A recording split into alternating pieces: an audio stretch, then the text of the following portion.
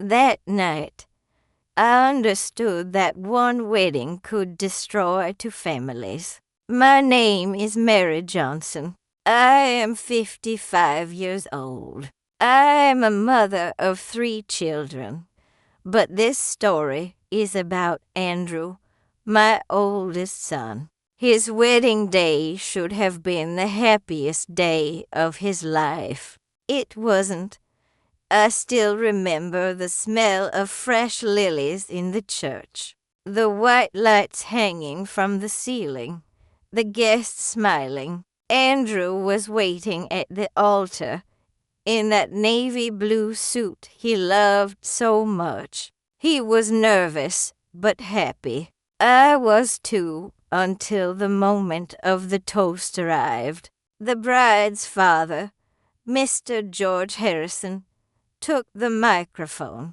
He was a large man with a deep voice and the owner of a construction company. Everyone knew him. Everyone respected him, or so they thought. He raised his glass of champagne and said, "I want to toast my daughter Sophia. She has always been stubborn since she was a little girl.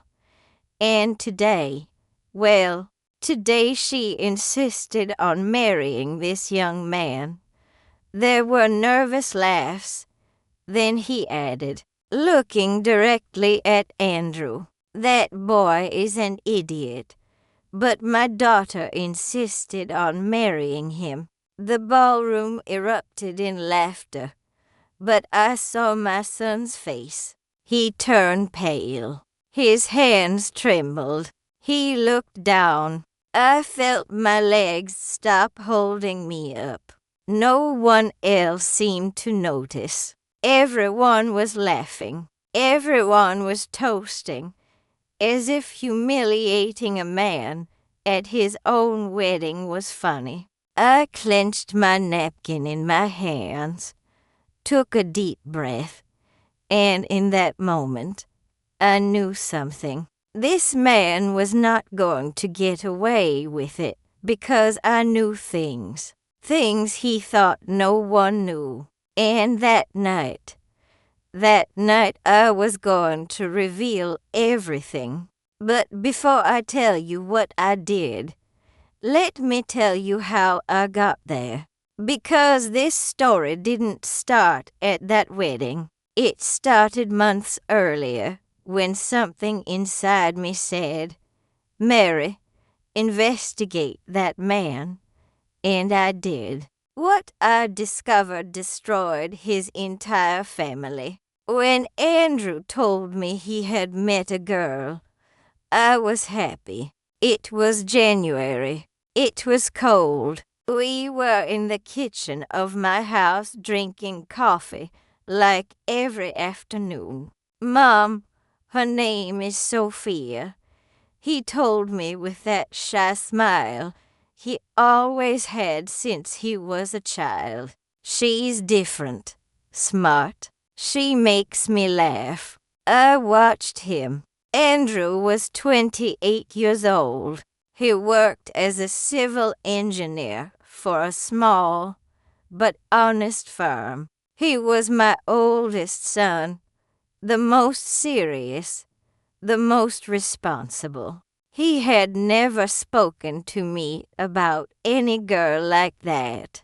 "And what does she do?" I asked, stirring my coffee. "She's studying architecture. She's about to finish her degree.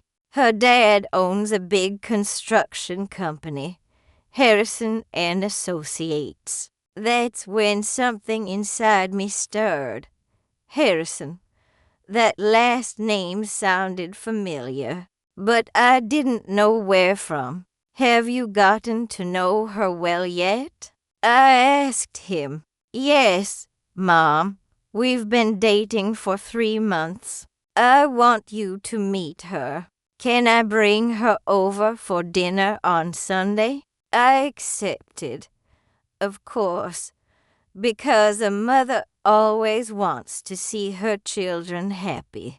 and Andrew seemed happy.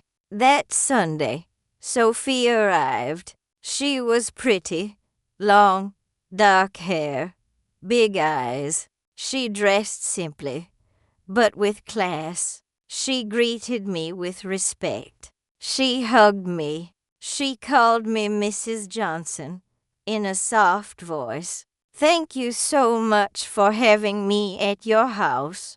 I made a turkey chili with rice. It's my specialty. Andrew was nervous, but Sophia helped set the table. We talked. She told me about her career, about her dreams. She wanted to design sustainable homes, houses for families. I liked her, but when she mentioned her father, something changed in her voice. My dad is demanding, she said, moving the food on her plate. He has always wanted me to be perfect, to have the best grades, to marry someone on his level. And what does he think of Andrew? I asked, pouring her more water. Sophia looked down. I haven't told him we're dating yet. Andrew looked at her, surprised. Sophia, it's just, she sighed. My dad is complicated. He always says that men have to prove their worth, that he doesn't trust anyone who doesn't come from a family with money.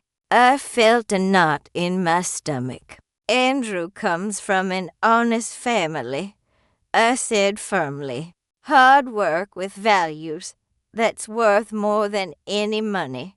Sophia looked at me with teary eyes. I know, Mrs. Johnson. That's why I love him. Andrew took her hand. I smiled, but inwardly, something worried me. That man, Mr. George Harrison, sounded like someone difficult, someone who judged people by their bank account. And I knew that kind of man. I had seen them all my life.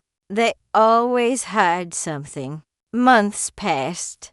Andrew and Sophia became an official couple. He was in love, radiant. He came home singing. He talked about her all the time. Mom, Sophia understands me. She respects me. She doesn't care that I don't have a new car or that I live in a rented apartment. She says the important thing is to build together. I nodded, but I kept thinking about that father. One day, Andrew came home more serious. Mom, I have to tell you something. We sat in the living room. It was raining outside. The sound of the water against the window calmed me. I'm going to propose to Sophia. I felt a mixture of joy and fear. Have you met her family yet? Yes. I went to their house for dinner 2 weeks ago. And how did it go? Andrew hesitated. The dad, Mr. Harrison, is weird. Mom, he asked me a lot of questions about my job, my salary, my plans. He asked me how much I made a month, how much I had saved, if I had any property. And what did you tell him? The truth. That I make just enough. That I'm saving. That I don't own a house, but that I work hard. And what did he say? Andrew clenched his fists. He said, well, son, I hope you know that my daughter is used to a certain level of life. Not just anyone can support her. I felt anger, but I held it in. And what did Sophia say? She got angry with him. She told him I was a good man. That's all that mattered. Mr. Harrison just laughed and said, "We'll see." I couldn't sleep that night. Something about that man bothered me deeply. It wasn't just his arrogance. It was something else. Something I couldn't see yet. But I was going to find out. Andrew proposed to Sophia in April. She said yes. They cried together. He called me on the phone excited. "Mom," she said, "yes. We're getting married." I was happy, really. But that same night, alone in my room, I looked out the window and thought, that man is going to try to ruin this. I know it, and I was right. 2 weeks later, Sophia came to see me. She was crying. "Mrs. Johnson, my dad says he doesn't want me to marry Andrew." I sat down with her. I served her chamomile tea. I took her hands. "Why?" "He says Andrew has no future, that he's a mediocre man, that he's going to make me unhappy, that I'll regret it." And what do you think? I love Andrew, but my dad is very stubborn, and my mom always does what he says. I'm afraid that they'll separate us. I squeezed her hands. "Sophia, listen to me carefully. True love doesn't let fear win. If you love my son, fight for him. And if your father doesn't accept it, that's his problem, not yours." She nodded, wiping her tears. "You're right. I'm going to fight." And she did. Sophia confronted her father. She told him she was going to marry Andrew, with or without his blessing. Mr. Harrison had no choice but to accept. But I knew that a man like that never accepts defeat. And I was right. The wedding preparations began. Andrew was happy. Sophia, too. But Mr. Harrison set conditions. "I want the wedding to be at the event hall of the country club in Beverly Hills," he told Sophia. "I'll pay for everything, but it'll be done my way." Andrew wasn't comfortable with that. "Mom, I want to pay my share. I don't like depending on him." "I know, son, but sometimes you have to give in for Sophia." And he gave in. But I didn't give in, because something inside me told me that man was hiding something big, something dark. And one afternoon, while having coffee at a cafe downtown Los Angeles, I saw something that chilled my blood. I saw Mr. George Harrison with another woman and 2 small children. The woman kissed him on the mouth. The children called him Dad. I froze. I paid my bill.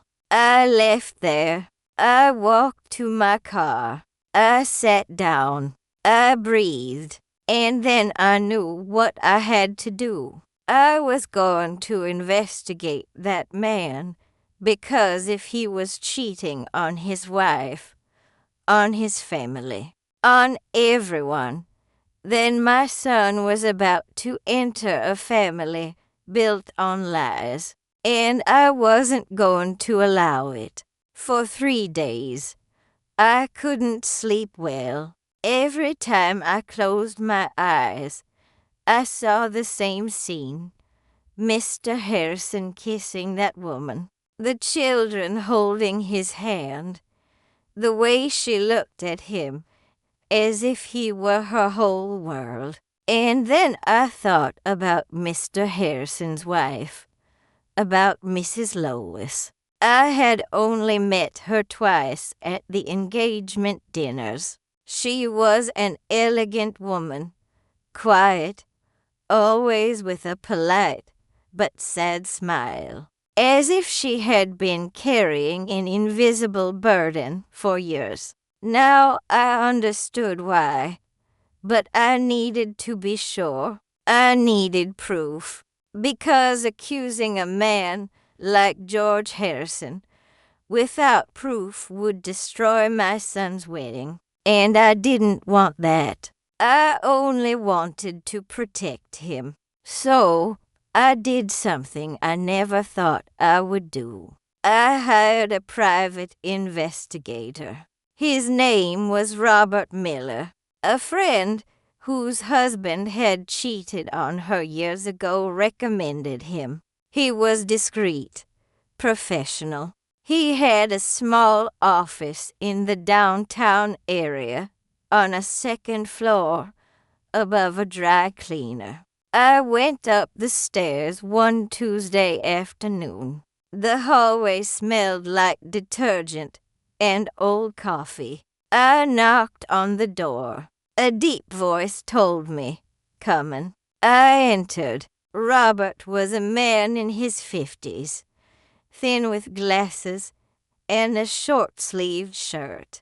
He had an old computer on his desk and metal filing cabinets against the wall. "Sit down, Mom.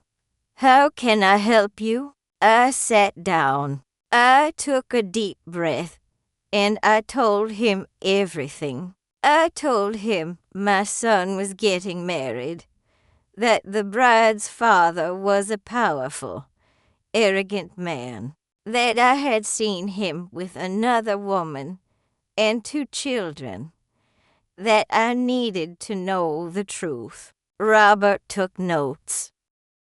He didn't judge me. He didn't ask unnecessary questions. "Do you have photos of the man?" I showed him a photo I had found online.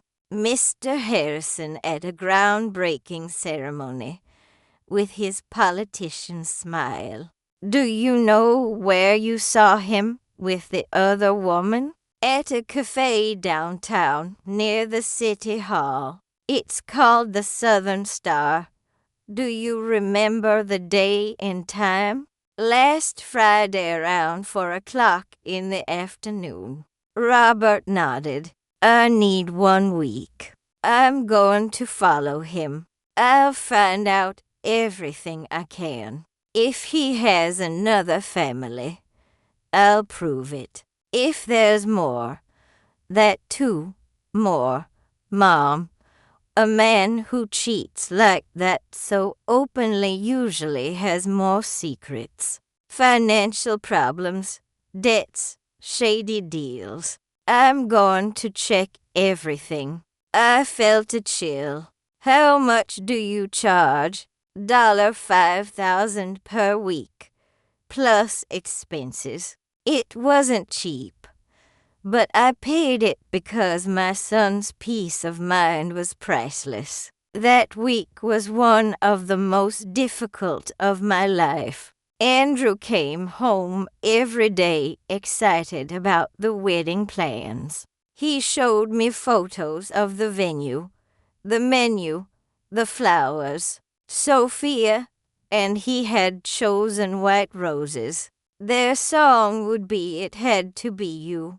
"Mom, we're going to dance to that song together." "Okay, you and me like when I was a kid." I smiled, nodded, but inside I was dying of anguish. What if what Robert discovered destroyed everything? What if Sophia suffered because of her father? What if Andrew hated me for interfering? But then I remembered that phrase, that darn phrase that Mr. Harrison had said to my son. "I hope you know that my daughter is used to a certain level of life." Not just anyone can support her. And my anguish turned into rage. That man had humiliated Andrew from the beginning. He had treated him as if he were less,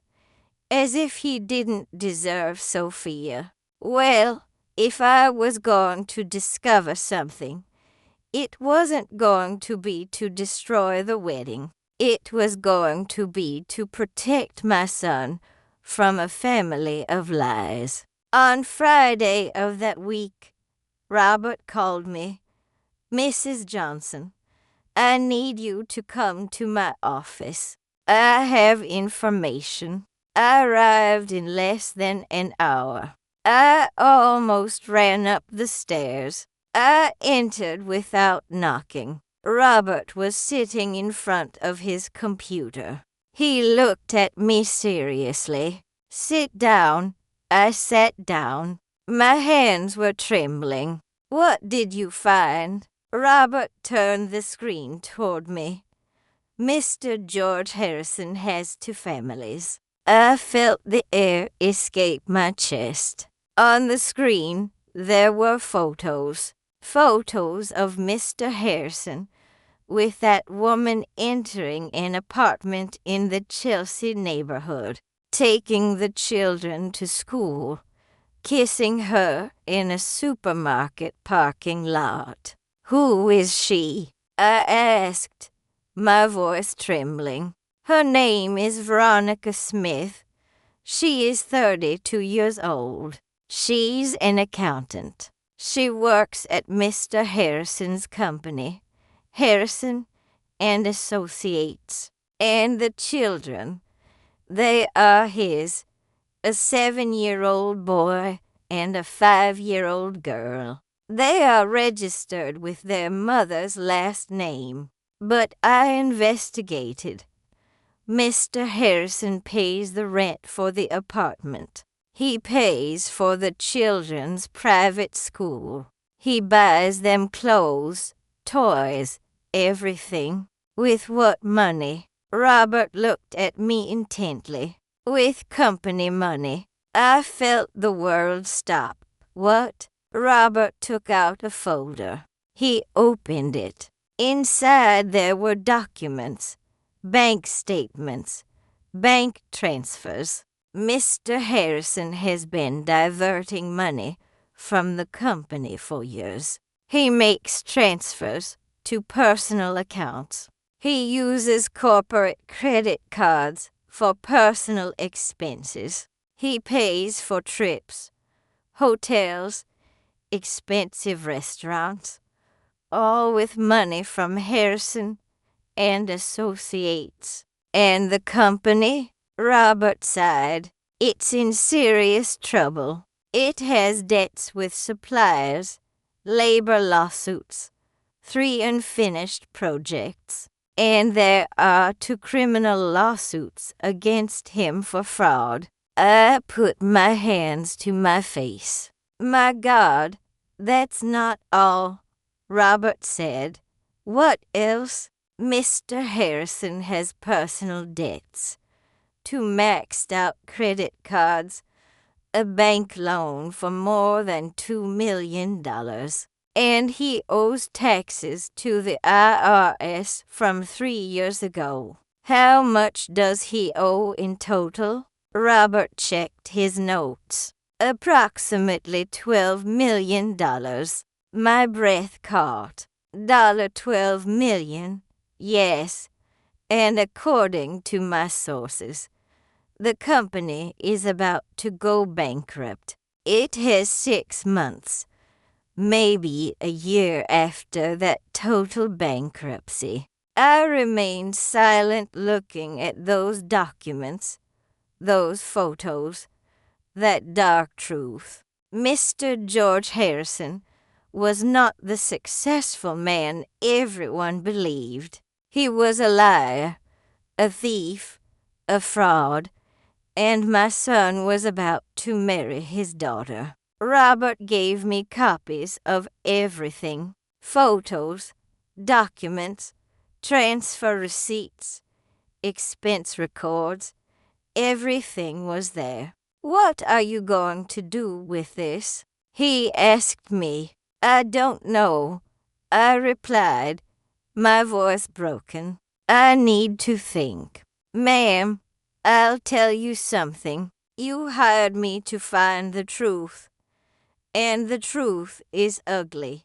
But now that you have it, you have to decide what to do with it. I know if you tell your son before the wedding, maybe he'll call everything off, and maybe that's best. But it could also destroy his relationship with Sophia. I know if you don't say anything, your son will enter a corrupt family. And when everything explodes, because it will explode, he'll be caught in the middle." I closed my eyes. What if I tell Mr. Harrison? Robert shook his head. "A man like that won't accept being discovered. He'll deny everything. He'll threaten you. He'll try to destroy you. So, what do I do?" Robert leaned back in his chair. "Wait, watch, and when the right time comes, act." I left that office with a folder full of secrets. I walked aimlessly through the downtown streets. The sun was hiding behind the buildings. The lights of the food stands were turning on. People walked quickly in a hurry to get home. I walked slowly, carrying a heavy burden. I thought about Andrew, about his smile, about his excitement. I thought about Sophia, about her innocence. She wasn't to blame for having a father like that. I thought about Mrs. Lois, about her silent sadness. Maybe she knew. Maybe she had been silent for years. And I thought about Mr. Harrison, about his arrogance, his hypocrisy, his cruelty. And I decided something. I wasn't going to say anything before the wedding. I was going to wait. I was going to watch. And if Mr. Harrison dared to humiliate my son again, then I was going to destroy him with the truth. I arrived home when it was already dark. I put the folder in the back of my closet under some old blankets. I sat on the bed. I looked out the window. The city lights blinked like distant stars, and I took a deep breath because I knew that what was coming was going to change everything. The following weeks were a silent torture. Every time I saw Andrew, I smiled. Every time Sophia came to visit me, I hugged her. Every time someone mentioned the wedding, I nodded enthusiastically. But inside I carried that secret like a stone in my chest. I slept poorly. I ate little. I got up in the early hours of the morning and sat in the kitchen looking at that folder I had hidden in my closet. Sometimes I took it out. I reviewed the photos, the document, the bank transfers. Everything was there, every lie, every betrayal. And I wondered, why don't I say anything? But the answer was always the same. Because if I did it now, Andrew would hate me. He would think I was sabotaging his happiness. And Sophia would be devastated. No, I had to wait for the right moment, and that moment would come. One Saturday morning, Sophia called me.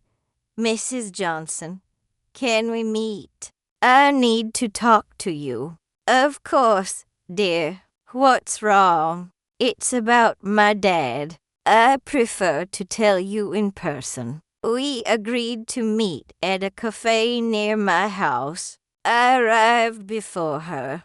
I ordered an Americano. I sat by the window. When Sophie arrived, her eyes were red. She had been crying. She sat across from me. She took a deep breath, and she said, 'My dad wants to control everything about the wedding.' "What do you mean?" "He wants to choose the guest list. He wants only important people to go. He says he doesn't want common people at his event." I felt the anger rise in my throat. "Common people?"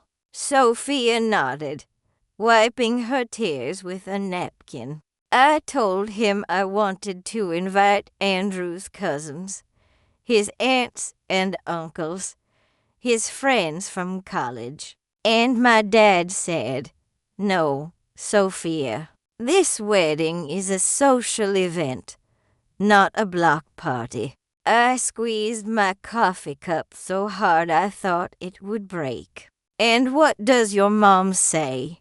"Nothing. My mom never says anything. She always does what he says." It was exactly as I had imagined. "Sophia, listen to me carefully," I said, taking her hands. "This wedding is yours and Andrew's, not your father's.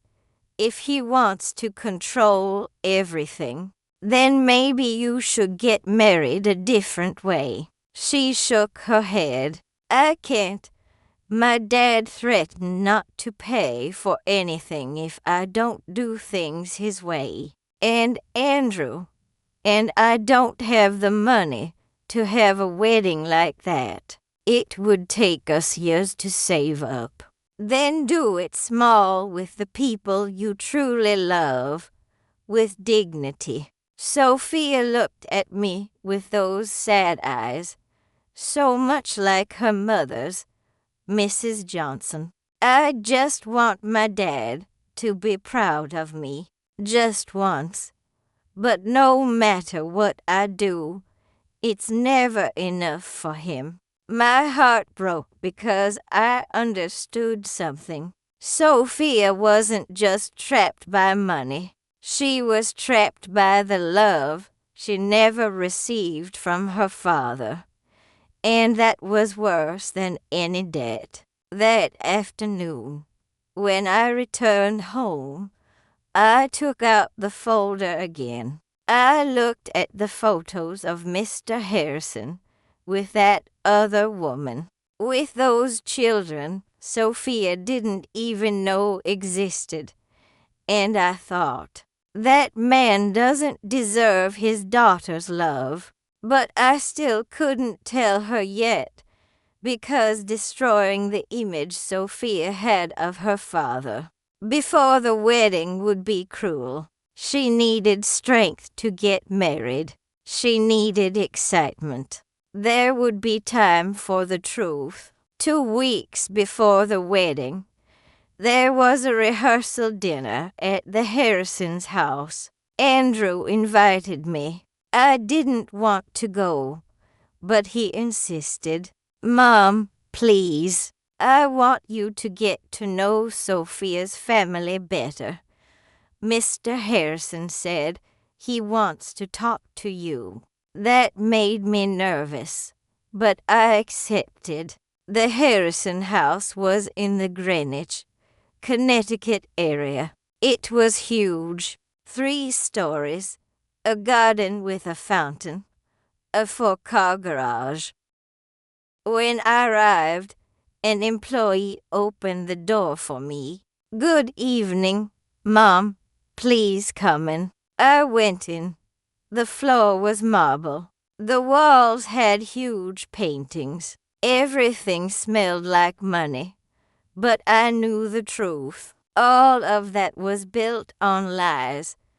Mrs. Lois greeted me in the living room. She was an elegant woman, about 55, with perfectly styled hair and a beige dress. Mrs. Johnson. "How nice to see you. Please come in." She greeted me with a kiss on the cheek. Her perfume was expensive, but her gaze was empty. "Thank you for the invitation," I said. "It's a pleasure. Sophia speaks very highly of you." We sat down. There were canapes, red wine, imported cheeses, all served by employees who moved silently. Andrew was sitting next to Sophia, holding her hand. She was smiling, but she looked tense. And then Mr. Harrison appeared. He entered with the same arrogance as always. Dark suit, gold watch, salesman's smile. "Mrs. Johnson, how nice to have you in our home." I stood up. He extended his hand to me. I shook it firmly. "Thank you for having me. Sit down, sit down. We'll have dinner in a few minutes. But first I want to toast." Mr. Harrison took a glass of wine. Harrison took a fee. Everyone imitated him. "I want to toast my daughter Sophia," he said, looking at her. "She has always been my pride. Smart, beautiful, well educated, and now she's about to get married." He paused. He looked at Andrew. "To a hard-working, humble boy from a good family." The word humble sounded like an insult. Andrew looked down. I clenched my glass. Mr. Harrison continued, "I hope this marriage is the start of something big, because in this family we value effort, hard work, ambition." He looked directly into my eyes. "Don't you think so, Mrs. Johnson?" I held his gaze. "I believe that in this life the most valuable thing is honesty." There was an uncomfortable silence. Mr. Harrison smiled, but his eyes were cold. "Of course, honesty. How important." We toasted, but I knew I had just given him a warning, and he knew it, too. During dinner, Mr. Harrison talked nonstop about his businesses, his contacts, the projects he had built, the politicians he knew. "I have a new project," he said, cutting his steak. "A residential development in Dallas, 500 houses. It's going to be my biggest work." Mrs. Lois smiled weakly. "That's good, dear. But I thought, with what money? If you're broke." Andrew listened attentively. Sophia ate in silence, and I just watched. I watched how easily Mr. Harrison lied, how his wife pretended everything was fine, how Sophia swallowed her sadness with every bite. That entire family lived a lie, and I was about to destroy it. But not yet, not yet. At the end of dinner, Mr. Harrison asked to speak to me alone. "Mrs. Johnson, will you join me in my study?" I nodded. I followed him down a long hallway to a room with wooden shelves, books he had never read, and a huge desk. He closed the door. "Sit down." I sat down. He remained standing, looking down at me. I want to talk to you about Andrew. I'm listening. He's a good boy, hard-working, respectful, but he paused. He has no future. I felt my blood boil. Excuse me. He has no future, he repeated. He earns little. He has no property. He has no great ambitions. And my daughter deserves more. I stood up. My son has something you will never understand. He has values. He has dignity. He has true love. Mr. Harrison laughed.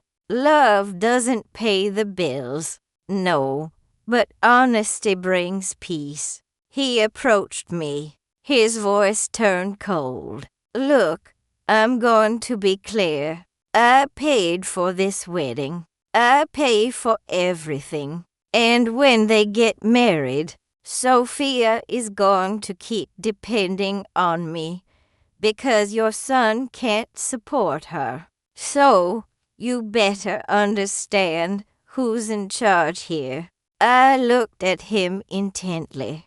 I understand perfectly who thinks they are in charge. I left that study without saying anything else. I went down the stairs. Andrew saw me and approached. Mom, are you okay? Yes, son, just tired. Let's go. We said goodbye. We got into the car. Andrew drove in silence. When we arrived at my house, he told me, Mom, I know Mr. Harrison is difficult, but I'm doing it for Sophia. She's worth it. I hugged him.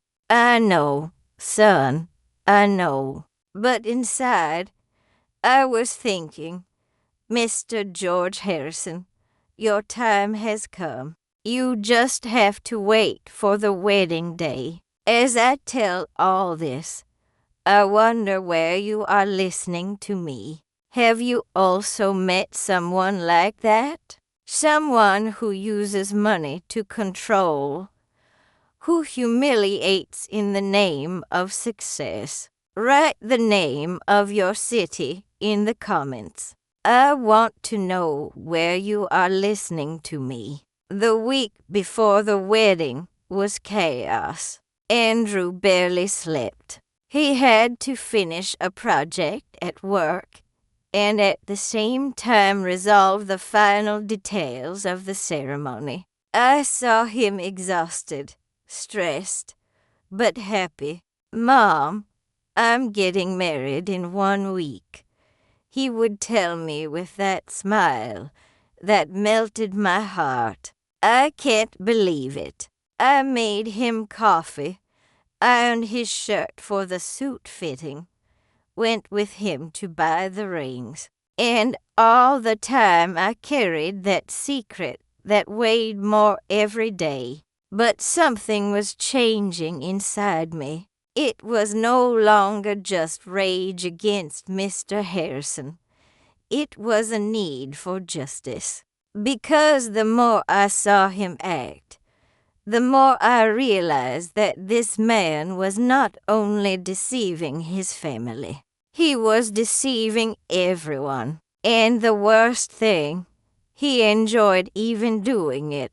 On Tuesday of that week, I received an unexpected call. It was Robert, the investigator.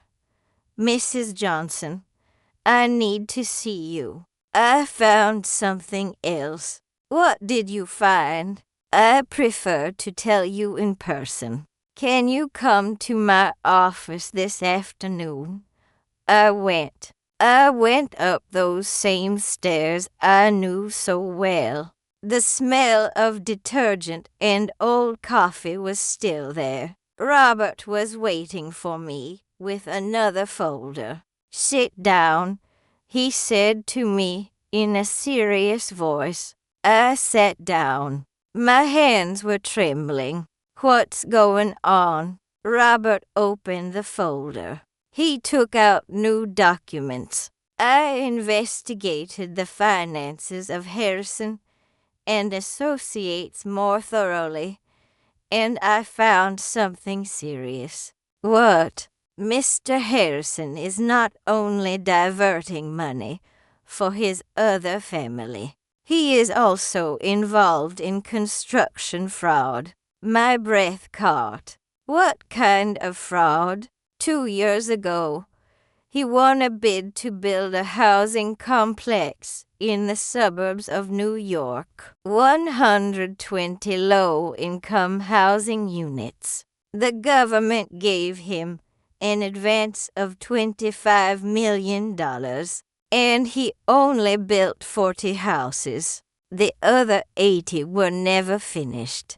He kept the money. He said there were problems with suppliers, that material prices went up, that there were delays. But it was all a lie.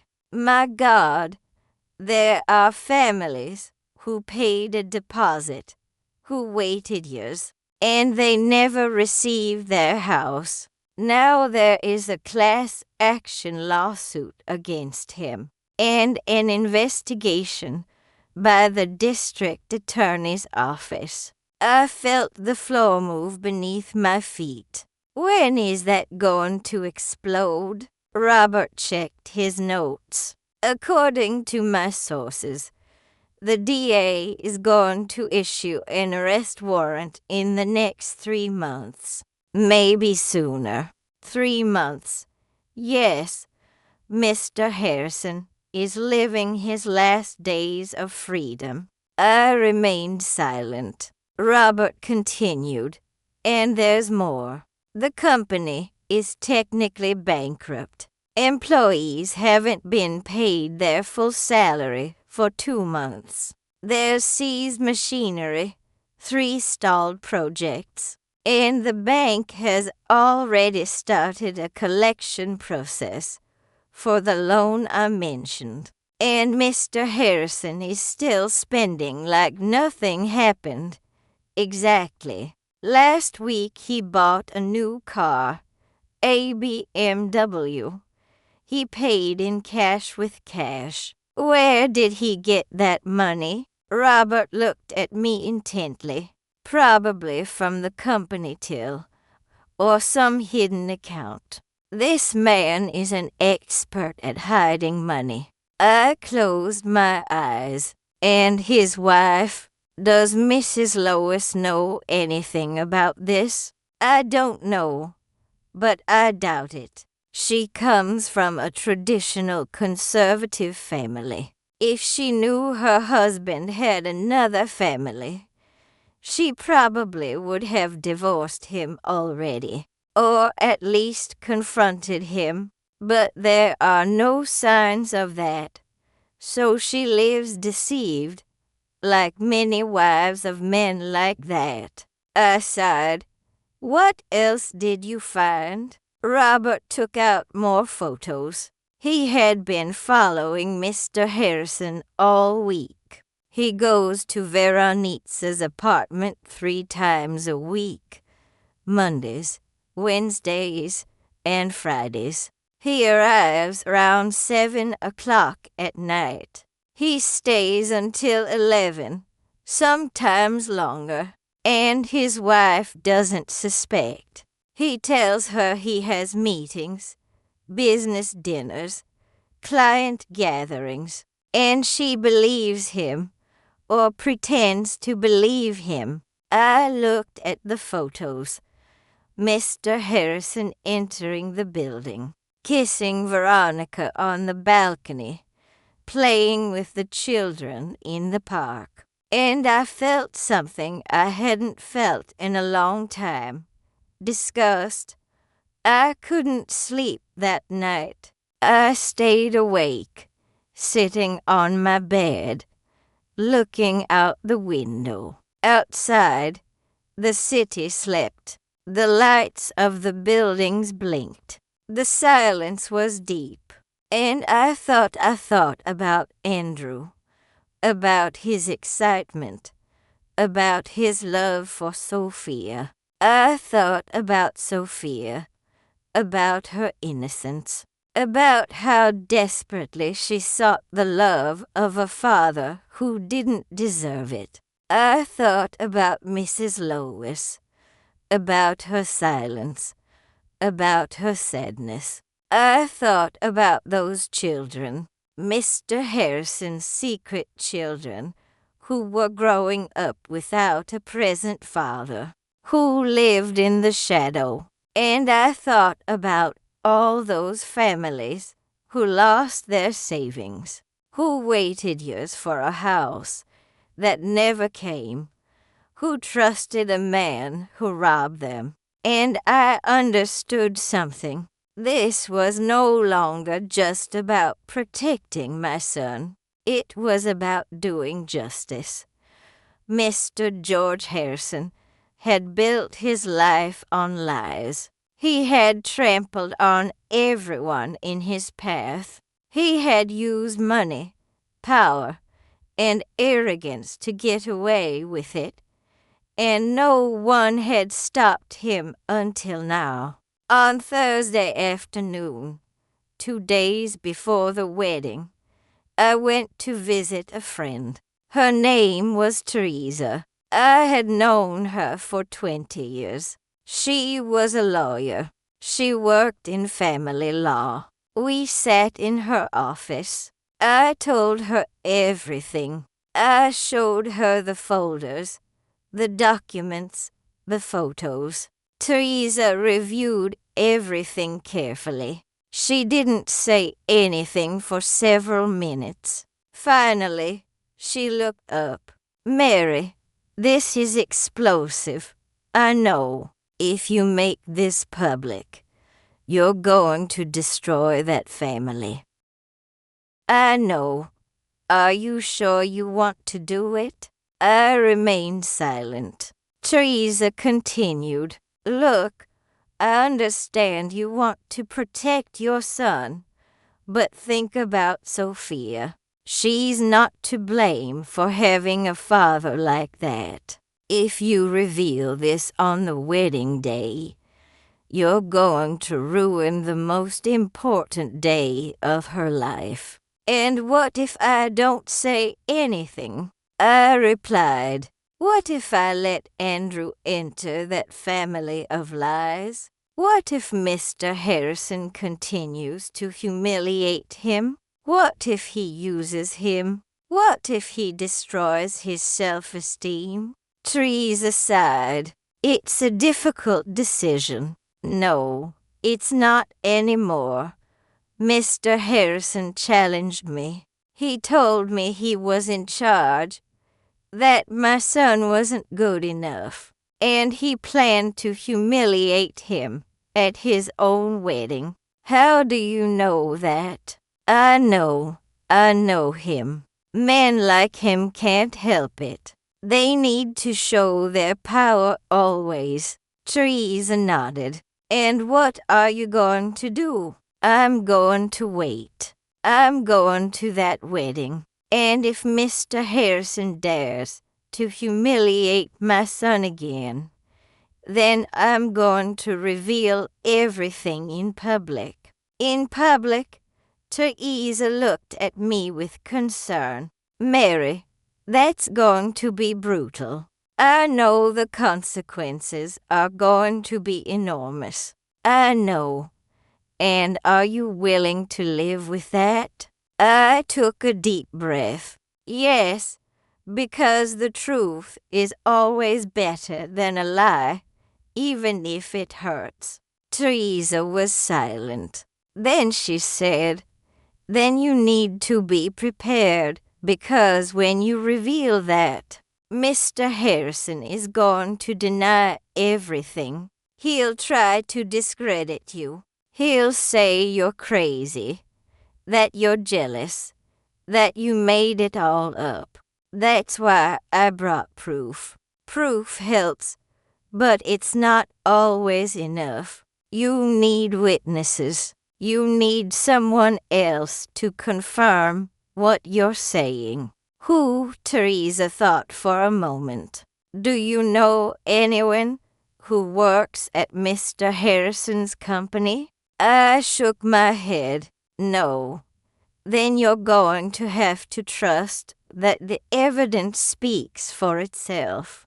I nodded. It will. I left that office with absolute clarity. I knew what I had to do. I went to a print shop.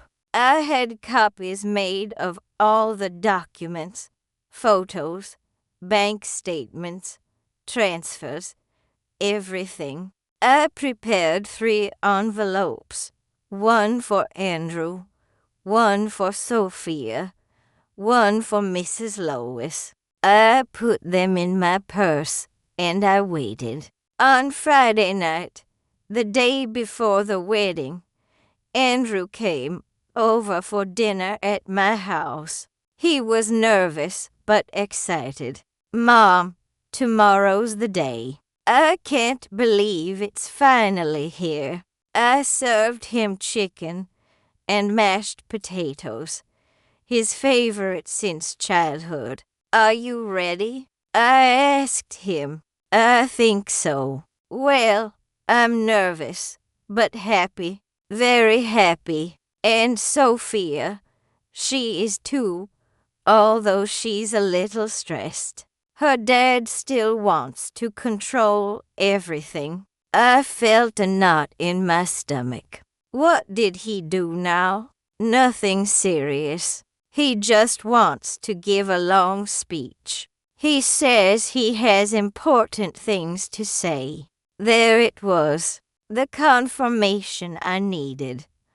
Mr. Harrison was going to use that microphone to humiliate my son. I knew it, and I was going to be ready. That night after Andrew left, I took out the 3 envelopes. I put them on the kitchen table. I looked at them for hours, and I asked myself, am I doing the right thing? But then I remembered everything. I remembered the families who lost their homes. I remembered those children who grew up without a father. I remembered Mrs. Lois living a lie. I remembered Sophia desperately seeking the love of a man incapable of giving it. And I remembered Andrew, my son, my boy, the good, honest, hard-working man that Monster had called an idiot. And I knew the answer. Yes, I was doing the right thing, because justice is not always comfortable, but it is always necessary. I went to sleep late that night, and I dreamed about the next day.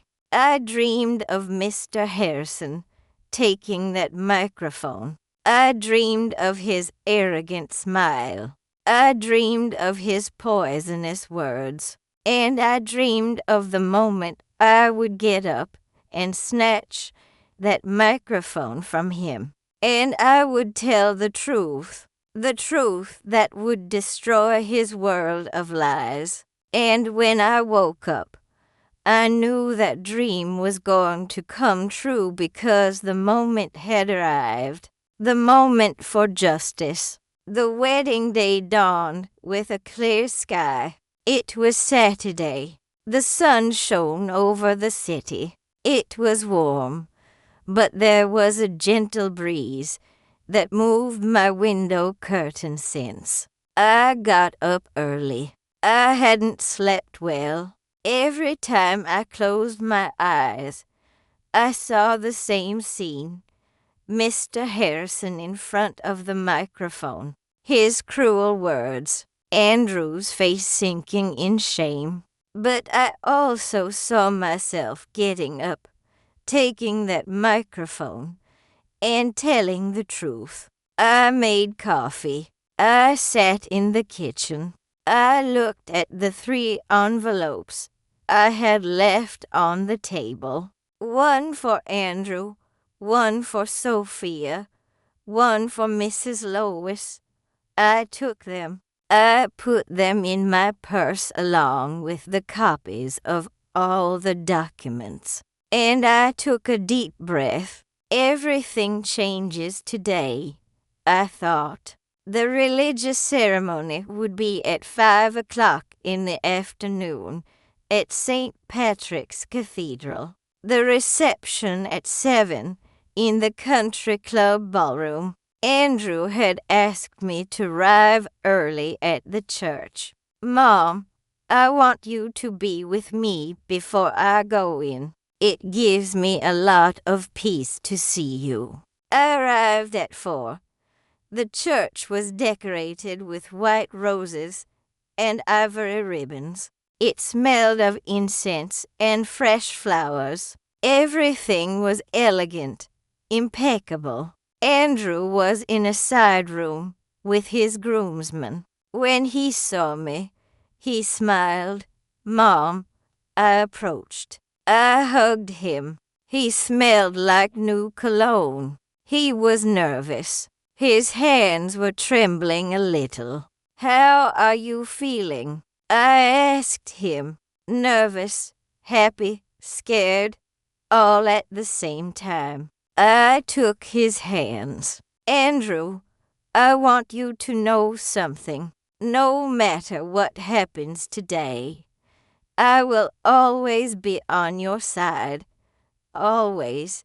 He looked at me strangely. No matter what happens, Mom, are you okay? I smiled. Yes, son. I just wanted to tell you. I hugged him again. And I felt my heart break because I knew that after today, nothing would ever be the same. The ceremony was beautiful. Sophia entered arm with Mr. Harrison. She wore a white dress, simple but elegant. Her veil fell like a cascade of lace. She was radiant. Mr. Harrison walked with his chest puffed out with pride, as if he were giving away a trophy. Not his daughter. When they reached the altar, Father Michael blessed the union. Andrew and Sophia exchanged vows. They looked at each other with true, genuine, pure love. And I, sitting in the 3rd row, cried. I cried with happiness for my son, and I cried with sadness because I knew what was coming. The reception at the country club began exactly at 7 o'clock. The ballroom was huge. Round tables with white tablecloths, centerpieces with roses and candles, a dance floor in the center, a stage with a microphone and speakers. There were more than 200 guests, business people, politicians, wealthy families, all dressed in expensive suits and designer dresses. And then there was us, my family, Andrew's cousins, his friends from college, his best man, who was an electrician, his maid of honor, who worked at a stationery store. You could see the difference. 2 worlds in the same room, but Andrew didn't seem to notice. He was happy dancing with Sophia, laughing with his friends, hugging his aunts and uncles. I sat at a side table, watched everything, and waited. Dinner went smoothly. They served steak and potatoes, salad, mushroom soup. Everything was delicious. People ate, talked, laughed, and then the time for the toasts arrived. The MC took the microphone. Good evening, everyone. It is an honor to be here celebrating the union of Andrew and Sophia. At this time, the bride's father, Mr. George Harrison has a few words to share. My heart started beating faster. Mr. Harrison got up, walked towards the stage, took the microphone, smiled, and began to speak. Good evening, everyone. Thank you for joining us on this very special night. Applause as a father. This is a bittersweet moment because today I give away my daughter, my princess, my pride. He looked at Sophia. She smiled with tears in her eyes. Then he looked at Andrew, and his expression changed. Sophia has always been very special, smart, beautiful, capable. She could have chosen anyone. Pause. But she chose Andrew. Nervous laughter. And well, Andrew is a hard-working boy. I can't deny that. He comes from a humble but honest family. The word humble sounded like poison. When Sophia told me she wanted to marry him, I said, "Daughter, are you sure? This boy has nothing. He has no property. He has no business. He has no bright future." The ballroom fell silent. Andrew looked down. His face turned pale. Sophia took his hand, but she looked uncomfortable. Mr. Harrison continued, but Sophia insisted. And well, when a woman gets her heart set on something, there's no way to change her mind. More laughter, but this time cruel. So today, on this very special day, I want to toast my daughter to her bravery, to her stubbornness. He raised his glass. And I want to say something I already told my family in private. He looked directly at Andrew. That boy is an idiot, but my daughter insisted on marrying him. The ballroom erupted in laughter. Some guests applauded. Others looked uncomfortable. But I felt something inside me break. I looked at Andrew. His eyes were glassy, his hands clenched into fists, his jaw tense. Sophia hugged him, whispering something in his ear. Mrs. Lois looked at her plate, ashamed. And Mr. Harrison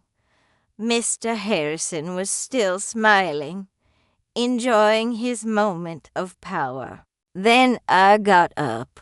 My legs were trembling, but I walked towards the stage. Everyone looked at me. Mr. Harrison saw me approaching. His smile faded. "Mrs. Johnson, what are you doing?" I didn't answer. I climbed onto the stage. I snatched the microphone from his hands. "Excuse me, Mr. Harrison, but now it's my turn to speak." The ballroom fell into absolute silence. I looked at all the guests, 200 people looking at me. I took a deep breath and I spoke. "Good evening. My name is Mary Johnson. I am Andrew's mother." My voice was trembling, but it was firm. "A few minutes ago, Mr. Harrison called my son an idiot in front of all of you, in front of his own daughter, on their wedding day." Silence. "And I want to say something. My son is not an idiot. My son is an honest man, hard-working, a man of integrity, a man who pays his debts, who keeps his word, who respects women, who loves with his whole heart. I looked at Mr. Harrison. But you, Mr. Harrison, you don't know what it is to be a real man. His face turned red. How dare you? I dare because I have proof. I took the documents out of my purse. I held them up high. Over the past few weeks, I have investigated your life, and I found things that everyone here should know. Mrs. Lois got up from her chair, pale. What are you saying? I looked at the guests. Mr. George Harrison has two families. Gasps, murmurs. He has a wife here, Mrs. Lois, and he has another woman, Veronica Smith, with whom he has two children, a 7-year-old boy, a 5-year-old girl. Mrs. Lois put her hands to her mouth. Her eyes filled with tears. Mr. Harrison tried to snatch the microphone from me. That's a lie. She's crazy. I dodged him. I lied. I have photos. I have addresses. I have bank transfer receipts. I showed the photos. People stood up to see. Mr. Harrison pays the rent for Veronica's apartment. He pays for his children's school. He pays for everything. With what money? With money from his company, Harrison and Associates. The company employees who were there looked at each other. But that's not all. I continued. Mr. Harrison is also a thief. Shut up, Mr. Harrison shouted. 2 years ago, he won a bid to build 120 low-income housing units. He received $25 million from the government. How many houses did he build? 40. And the rest of the money, he stole it. Shouts indignation. There are families who paid deposits, who waited years and never received their house because this man stole their money. Mr. Harrison tried to leave the stage, but people surrounded him. I demand proof, he shouted. Here it is. I handed copies of the documents to the nearest guests. They passed from hand to hand. Bank statements, transfers, photos, everything. Mrs. Lois cried inconsolably. Sophia hugged her in shock. Andrew looked at me paralyzed, and I continued. The company Harrison and Associates is bankrupt. It owes more than $12 million. There are foreclosures, lawsuits, and an investigation by the district attorney's office. A murmur went through the ballroom. In the coming months, Mr. Harrison will be arrested because justice, although slow, always arrives. I looked Mr. Harrison directly in the eyes. You called my son an idiot. But the real idiot is you because you built your life on lies, and lies always crumble. I put the microphone on the stage. I walked down, and I walked towards Andrew. I hugged him. I'm sorry, son, but I couldn't let him humiliate you again. Andrew hugged me back, crying, Mom, is all that true? Yes, son, all of it. The ballroom became chaos. People talked, shouted, left. Mr. Harrison tried to defend himself, but no one believed him. Mrs. Lois left with her sisters. Sophia ran after her. Andrew stood in the middle of the empty ballroom, watching everything fall apart. And I knew I had done the right thing, even if it hurt, even if everything had been destroyed. Because the truth is always better than a lie. Always. I still wonder if I did the right thing. And you? What would you have done in my place that night? There was no party, no dancing, no music, no laughter. Only the echo of the truth bounced against the walls of the empty ballroom. The guests left one by one, some indignant, others embarrassed, still others curious, checking their phones to confirm what they had just heard. The tables were half-eaten, the champagne glasses full, the white roses withering under the lights that no one turned off.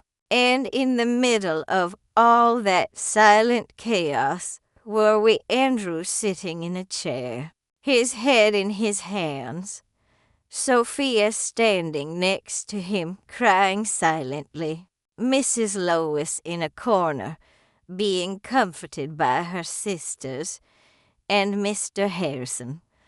Mr. Harrison had disappeared. He left as soon as he could, without giving explanations, without apologizing, without looking back like cowards do. I approached Andrew, knelt in front of him. "Son," he didn't answer. "Andrew, look at me." He looked up. His eyes were red, his jaw clenched. "Why? Mom, why did you do it?" His voice was broken, full of pain. "Because I couldn't let that man humiliate you again. But you destroyed my wedding. You destroyed everything." "No, son, I didn't destroy anything. He did years ago. I just brought the truth to light. You could have told me before. You could have warned me in private. I tried. But you were so in love, so excited. You didn't want to see the signs." Andrew stood up. He walked towards the window. He looked out at the night without seeing it. "Sophia hates me now." "No, son, she doesn't hate you. Her family is destroyed because of you." "No, her family was destroyed years ago. It's just that no one wanted to see it." Andrew turned to me. There was anger in his eyes. "You had no right, Mom. You had no right to do that." Those words hurt me more than any blow. I had every right. I am your mother, and my job is to protect you, even if you don't understand it now. Protect me. You just embarrassed me in front of 200 people. "No, Andrew. The one who embarrassed you was Mr. Harrison. I just defended your dignity." He was silent, breathing heavily. Then he said softly, "I need to be alone." And he left the ballroom. I stood there watching my son walk away, and I felt my heart break in two. Sophia approached me. Her makeup was smeared. Her dress was wrinkled. Her eyes were swollen from crying so much. "Mrs. Johnson," I turned to her. "Sophia, is it true?" She interrupted me. "Is everything you said true?" I looked her in the eyes. "Yes, it's true." She put her hands to her face. "Oh my God, I can't believe it. My dad has another family. He has other children, and I never knew anything.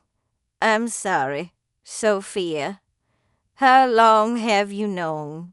For a few weeks. And why didn't you tell me before? Because I didn't want to ruin your day.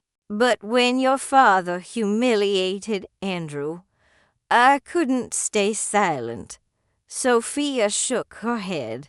My mom is devastated.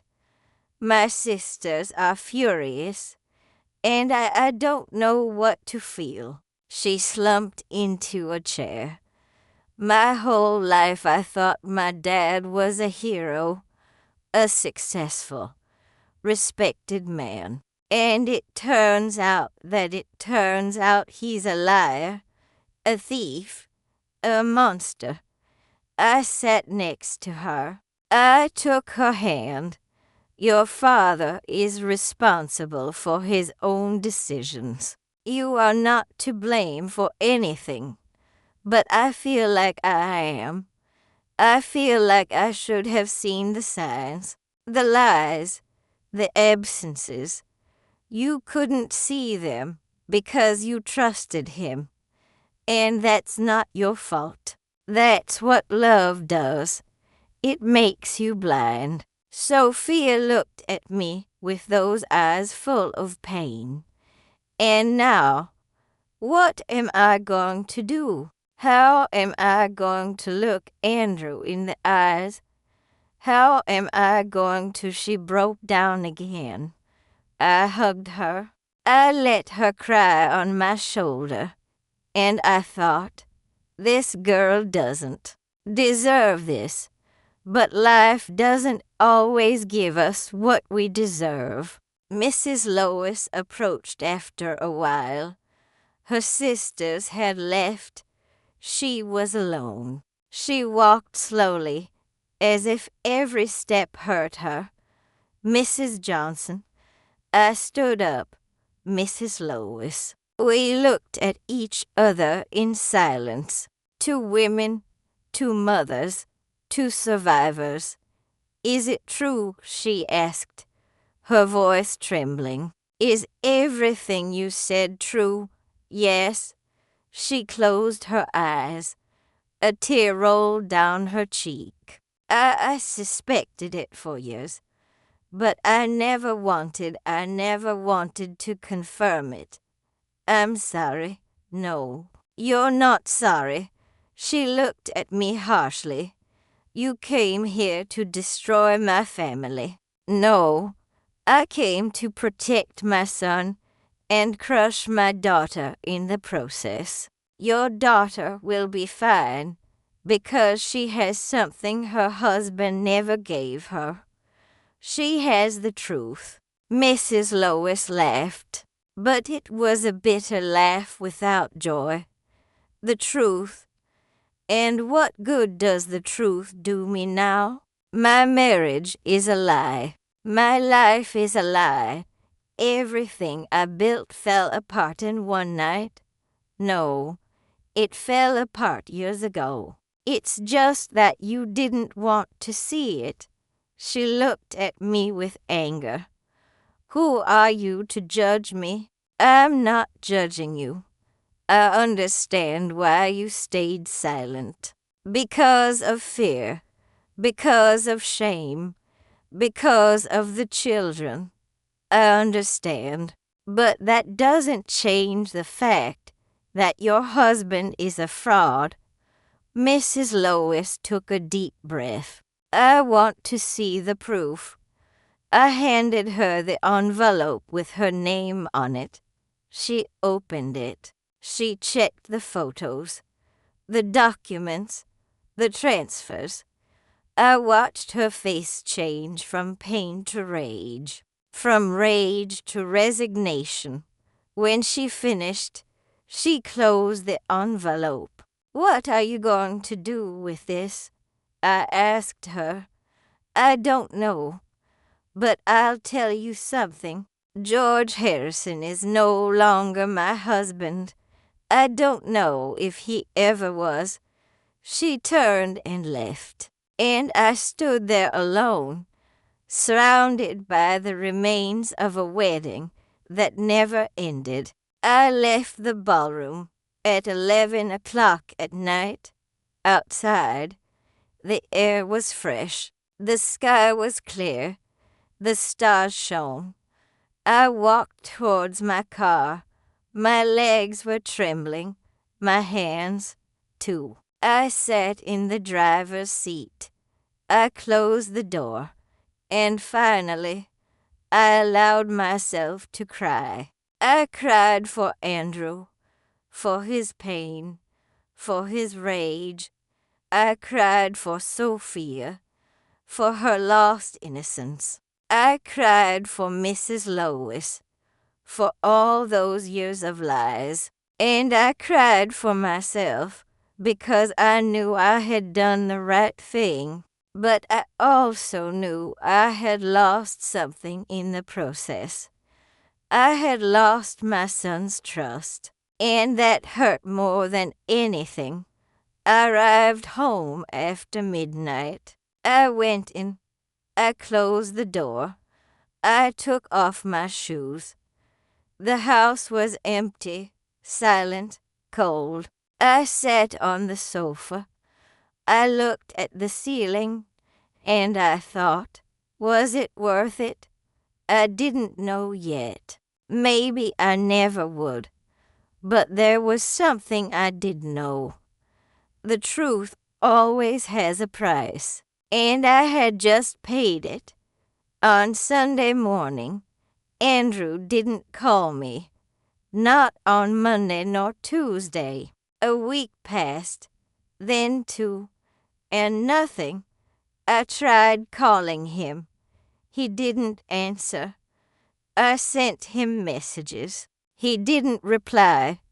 I went to his apartment.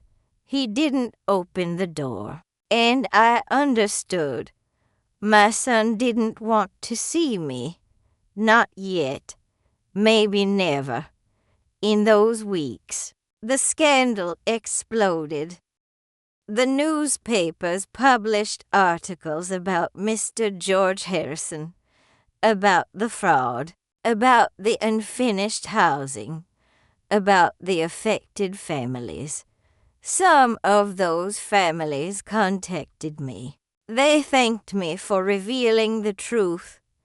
They told me they had been waiting years for justice.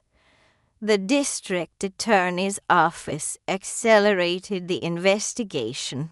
2 months later, Mr. Harrison was arrested.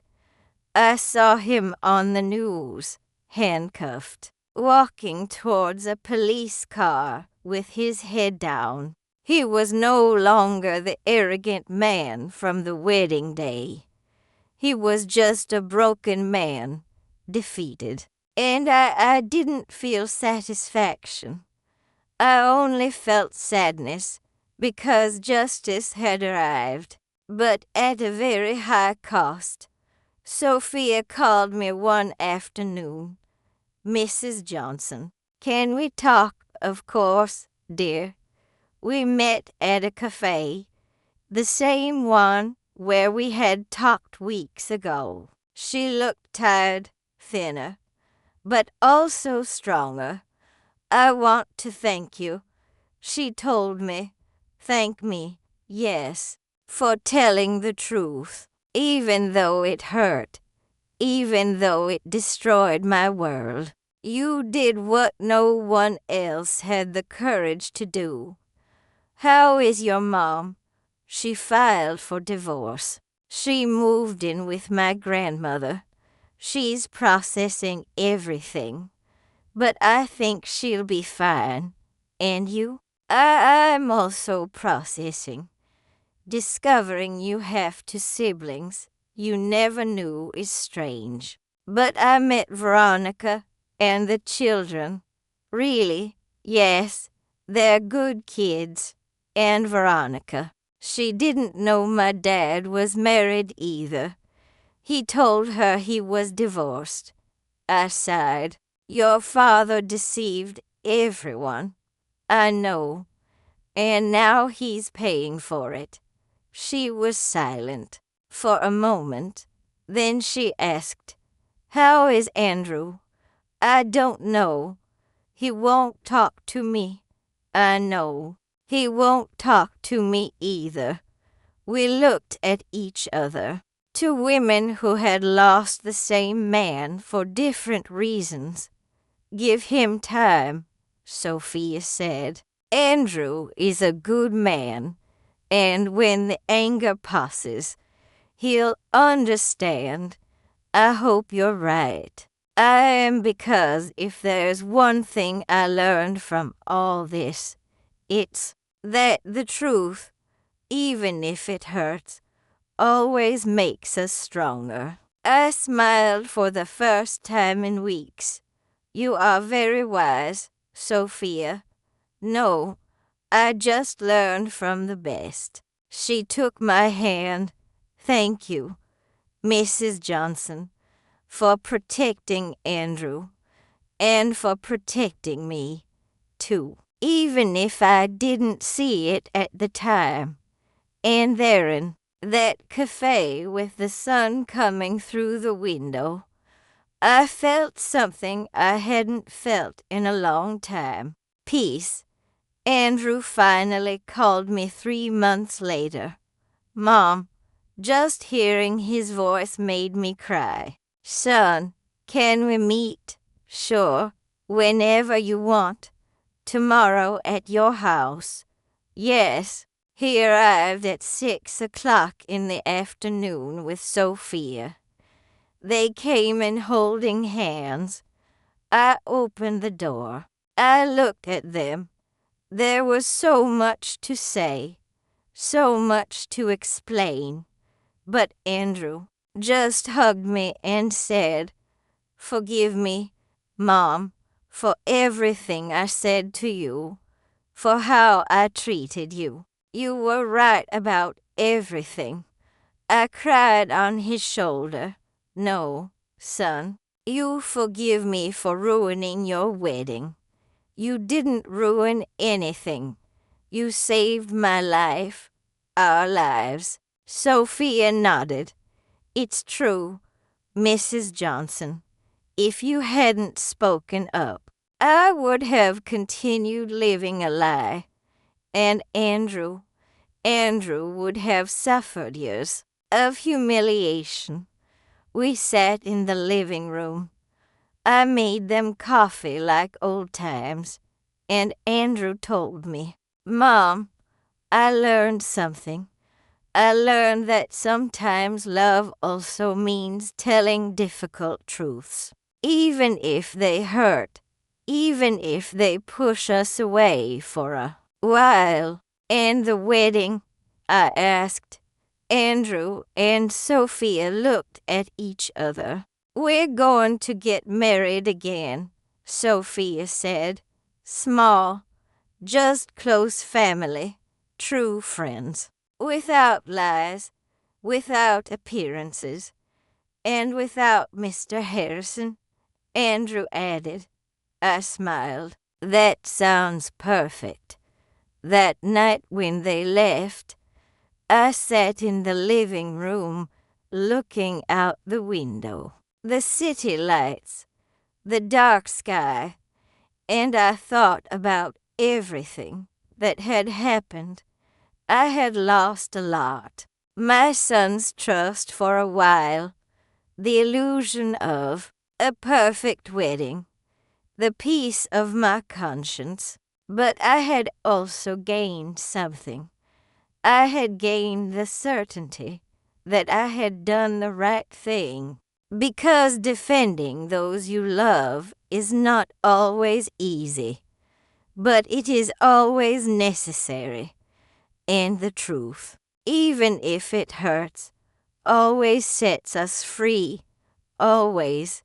The months that followed were for rebuilding, not just for Andrew and Sophia, for me, too.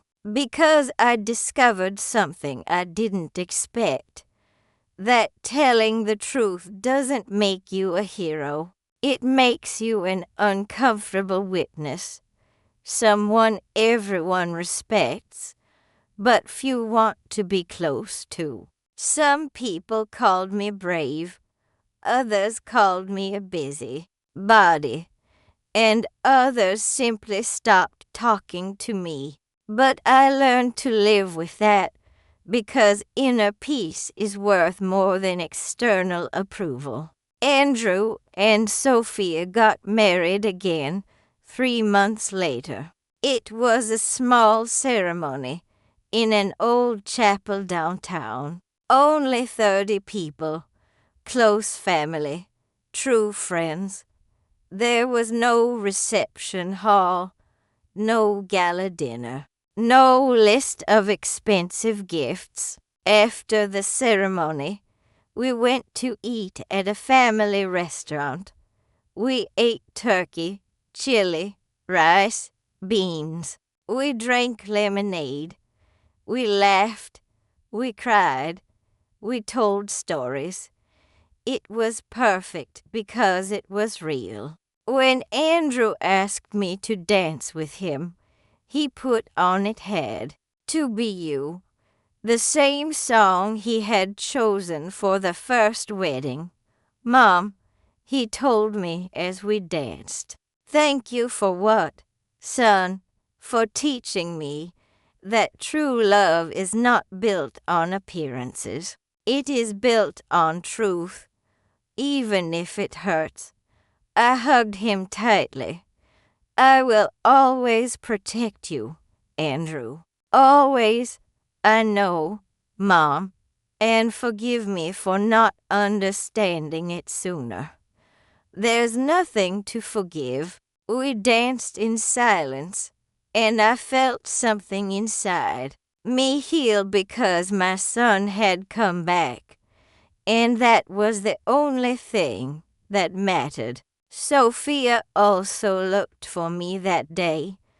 Mrs. Johnson, can I talk to you? We went out to the restaurant garden. There were lilacs blooming. The air smelled like wet earth and purple flowers. What's wrong, dear? I want to tell you something about my dad. What happened? Sophia took a deep breath. I went to visit him in jail. I was surprised.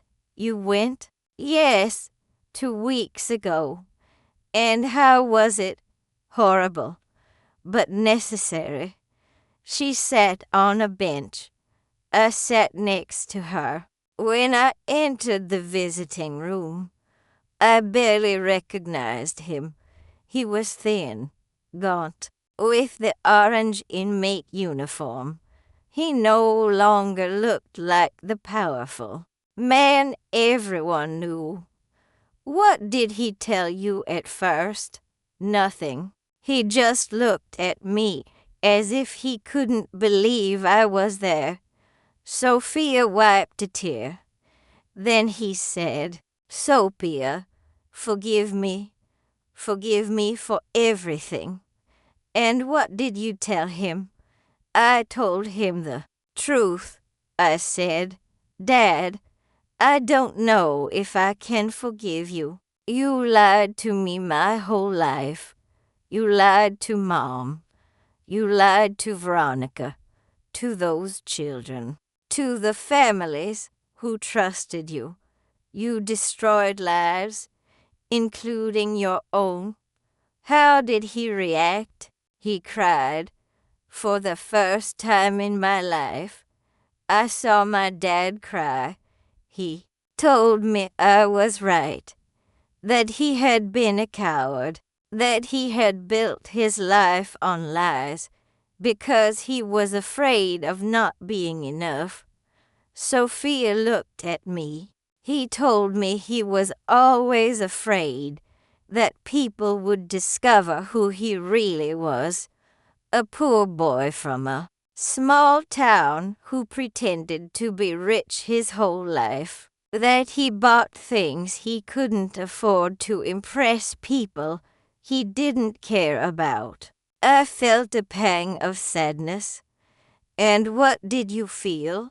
I felt pity because I understood that my dad wasn't a monster. He was a broken man who made terrible decisions, and now he's paying for them.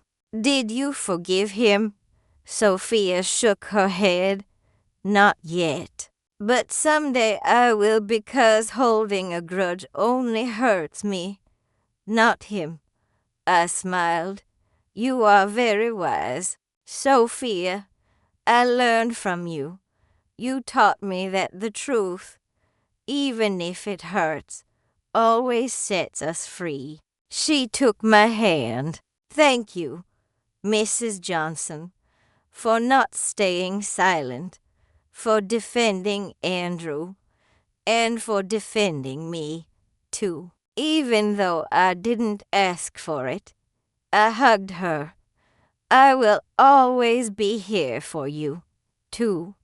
That night, when I returned home, I sat in the kitchen with a cup of chamomile tea. I looked out the window. The moon was full. It illuminated the empty streets. And I thought about everything that had happened.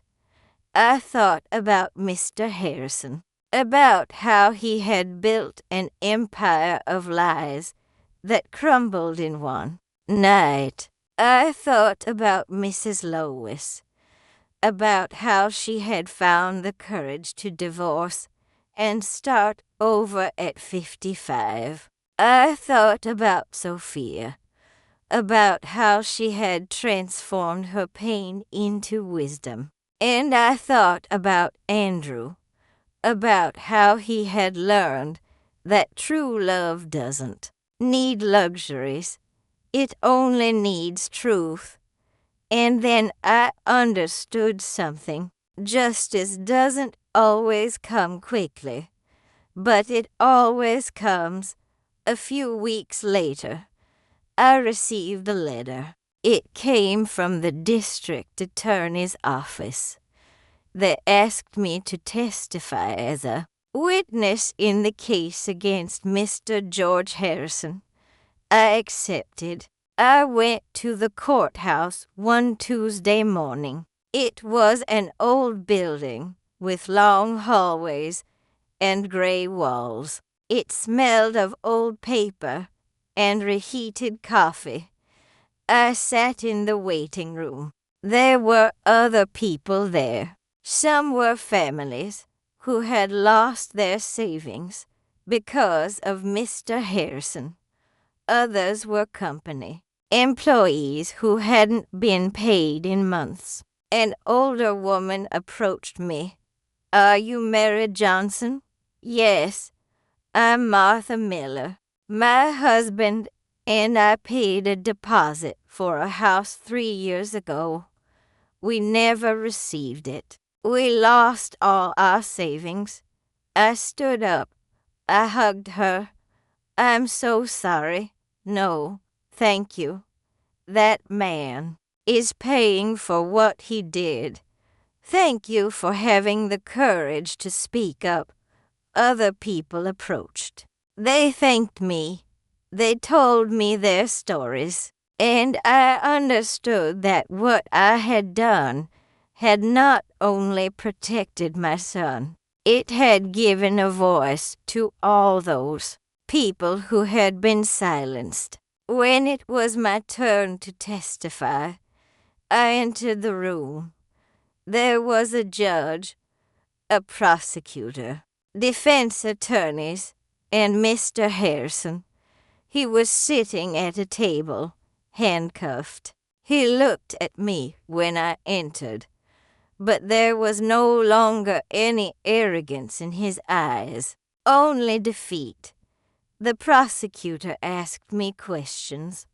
I told him everything, how I had discovered the truth, how I had hired an investigator, how I had found the proof. I presented the documents, the photos, the transfers, everything was recorded, documented, undeniable. When I finished, the judge thanked me. Mrs. Johnson, your testimony has been valuable. Thank you for your cooperation. I left that room with the certainty that I had done the right thing, not only as a mother, but as a citizen. 2 months later, Mr. Harrison was sentenced 12 years in prison for fraud and embezzlement. I didn't go to the hearing, but Sophia called me to tell me he's in jail, Mrs. Johnson. He's going to be there for a long time. How do you feel? Sad, but also relieved because finally there was justice. And your mom? She's fine. She started working. She opened a small craft store. She says that for the first time in her life, she feels like she is the owner of her own destiny. I smiled. I'm happy for her. And is there anything else? Sophia said. What? Veronica also left my dad. She moved to Florida with her children. She started over.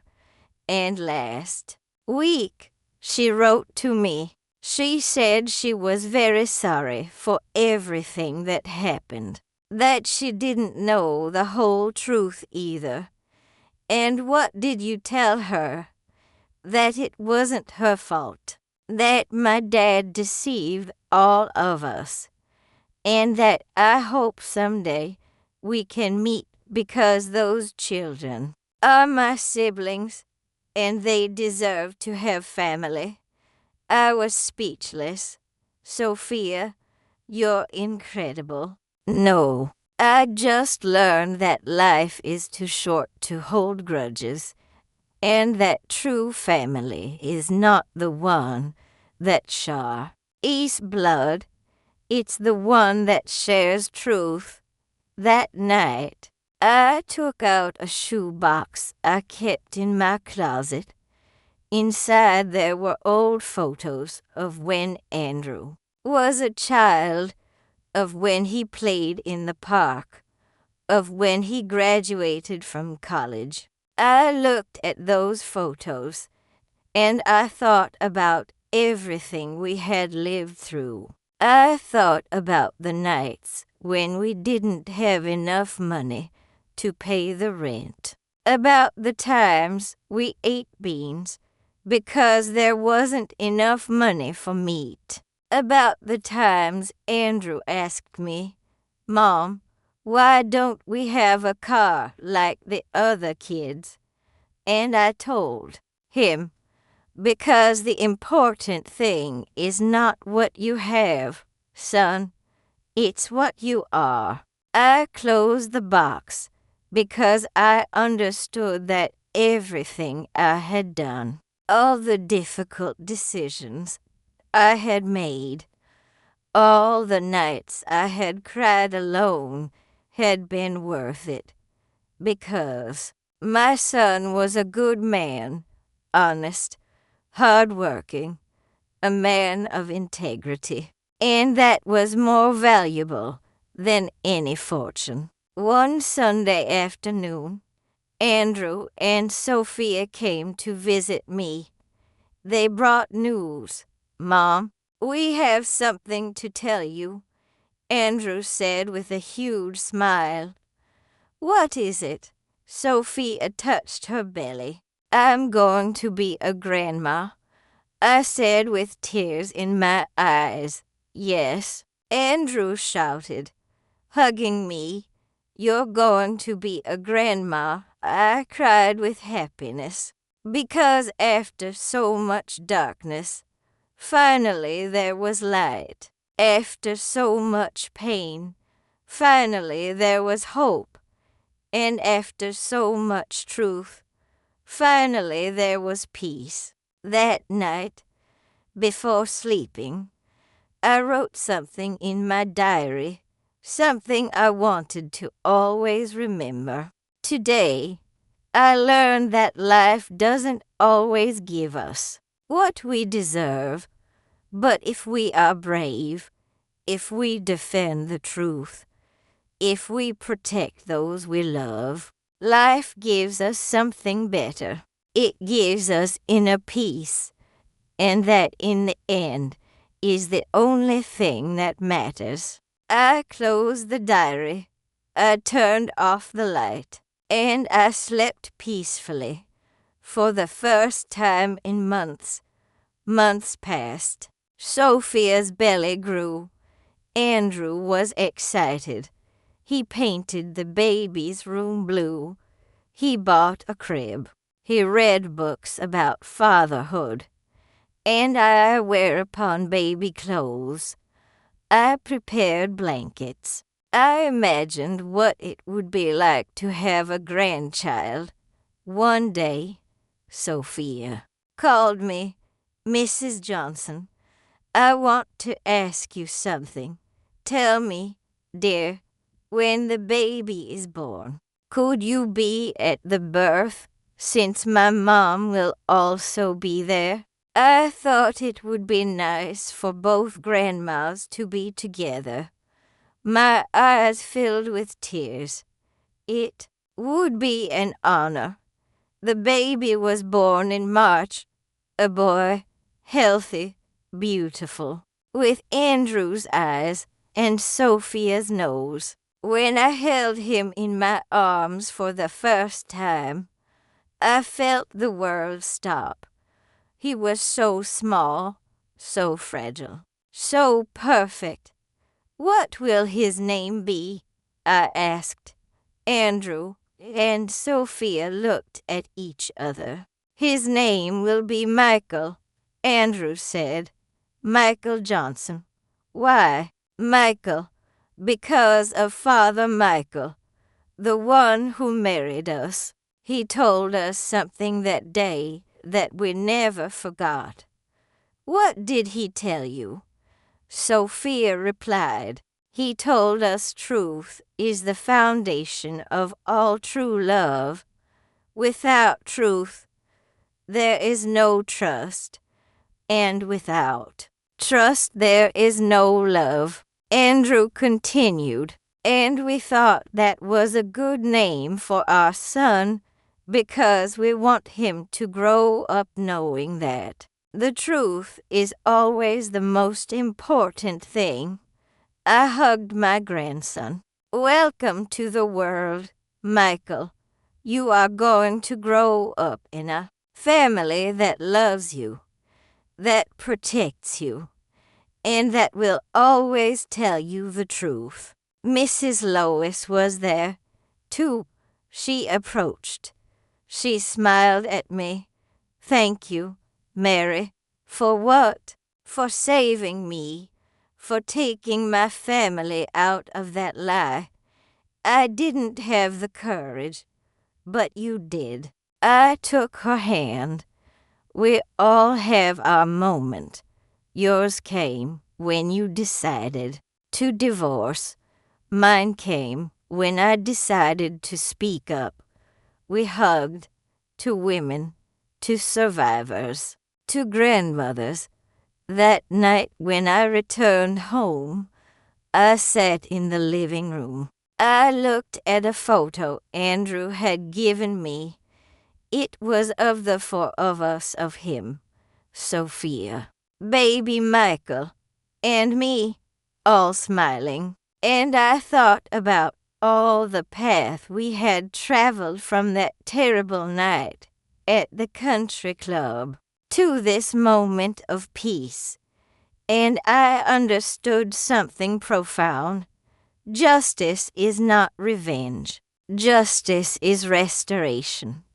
It is giving people what they deserve, not out of malice, but out of balance. Mr. Harrison deserved to pay for his lies. Mrs. Lois deserved to live in truth. Sophia deserved to know her father as he was. and Andrew deserved to be defended. That was justice, and I had been the instrument of that justice, not because I was special, but because I decided not to stay silent. A few weeks later, I ran into one of the families affected by Mr. Harrison. It was at the grocery store. A woman recognized me. "You're Mary Johnson, right?" "Yes." "I want to thank you for speaking up, for defending the truth. Thanks to you, we recovered some of our money. Not all of it, but some. I'm so happy.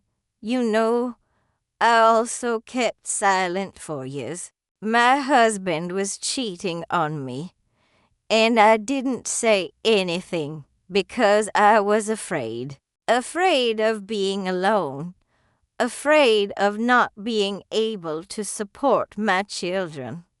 I understand, but when I saw what you did, when I saw that you stood up and told the truth, even if it cost you, it gave me courage, and I confronted my husband, and I divorced him."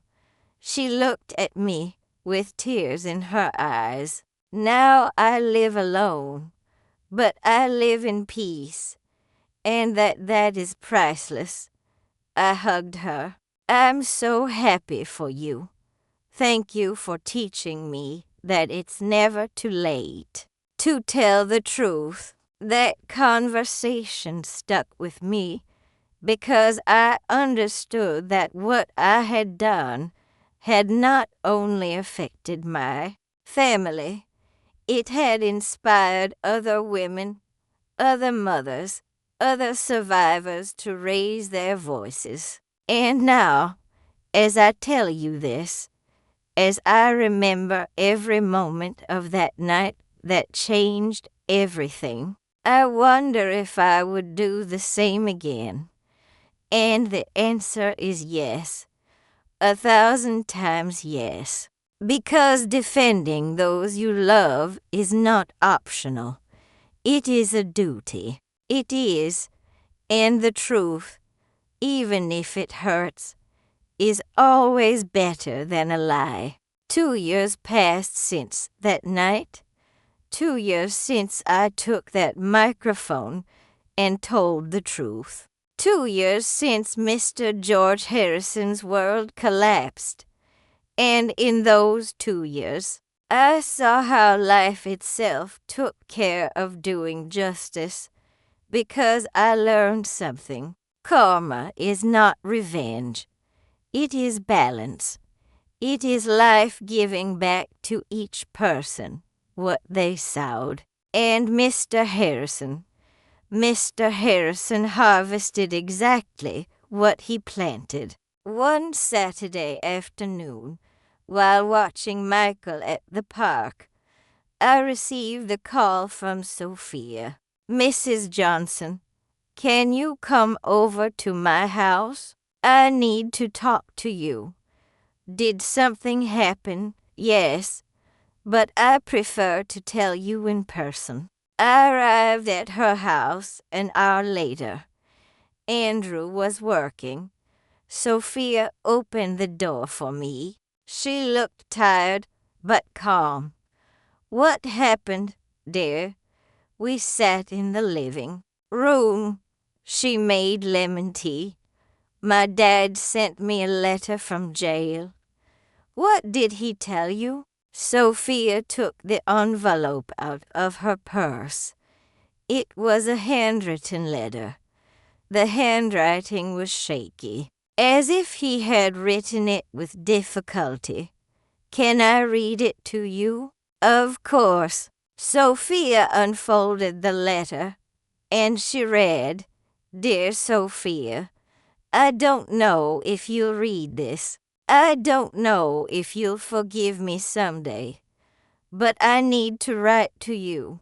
I've been in this cell for 2 years. 2 years with a lot of time to think, to remember, to regret. There are no luxuries here, no power, no admiration, only silence. And in that silence, I was finally able to hear my own conscience. I was a bad husband, a bad father, a bad man. I lied to your mother for 30 years. I took her youth, her trust, her peace. I lied to you, my daughters. I made you believe that money was the most important thing, that success was measured in cars and big houses, and I lied to Veronica and my other children. I promised them a future I could never give them, but above all, I lied to myself. I convinced myself that I was a successful man, important, respected, when in reality, I was just a coward, an imposter, an empty man who bought things to fill a void that was never filled today. I woke up in my cell and saw myself in the mirror, and I didn't recognize the man who was there, thin, gray-haired, with deep wrinkles, with tired eyes, and I thought, is this what's left of George Harrison?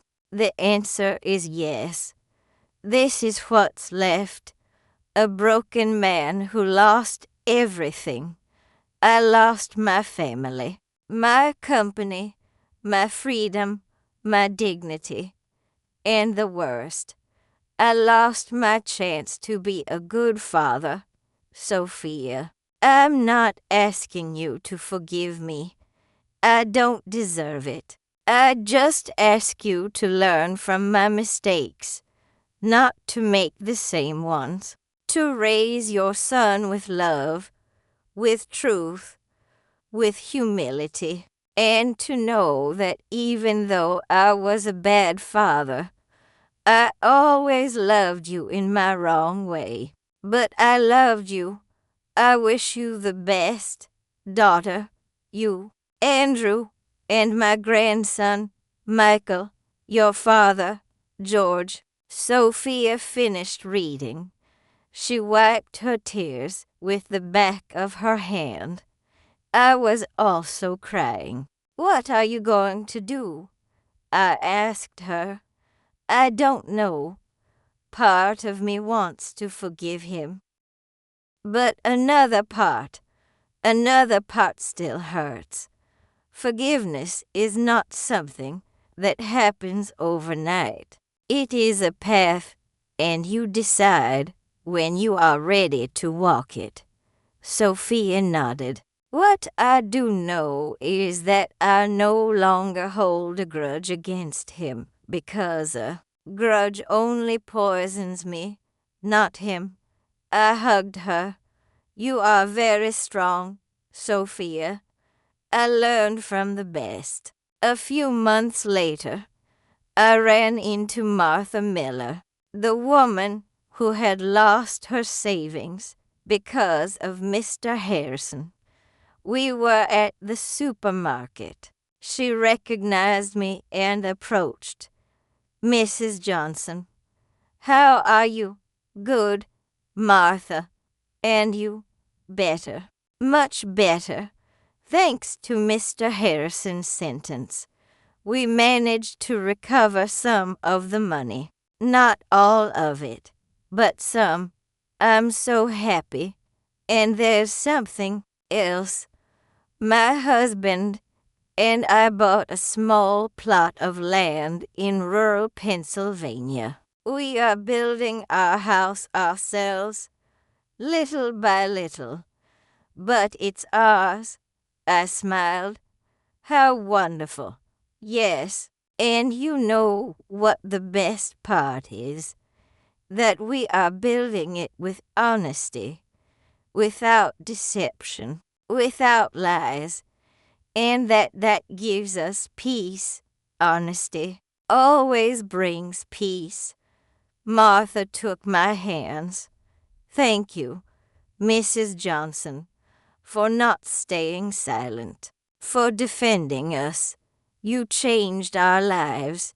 No, Martha, you changed your own lives. I just told the truth, but you had the courage to fight. We said goodbye with a hug, and I felt something inside me heal a little more. Another year passed. Michael turned 3. He was a cheerful, curious, smart boy. He looked so much like Andrew that sometimes my heart had with love. Andrew had been promoted at work. He was now a project manager. He earned well. He wasn't rich, but he lived with dignity. Sophia had finished her master's degree in architecture. She worked designing eco-friendly houses. She was doing very well, and I was still the same, but calmer, more at peace. One day, Andrew came to visit me. Mom, do you remember Mr. Harrison? Of course.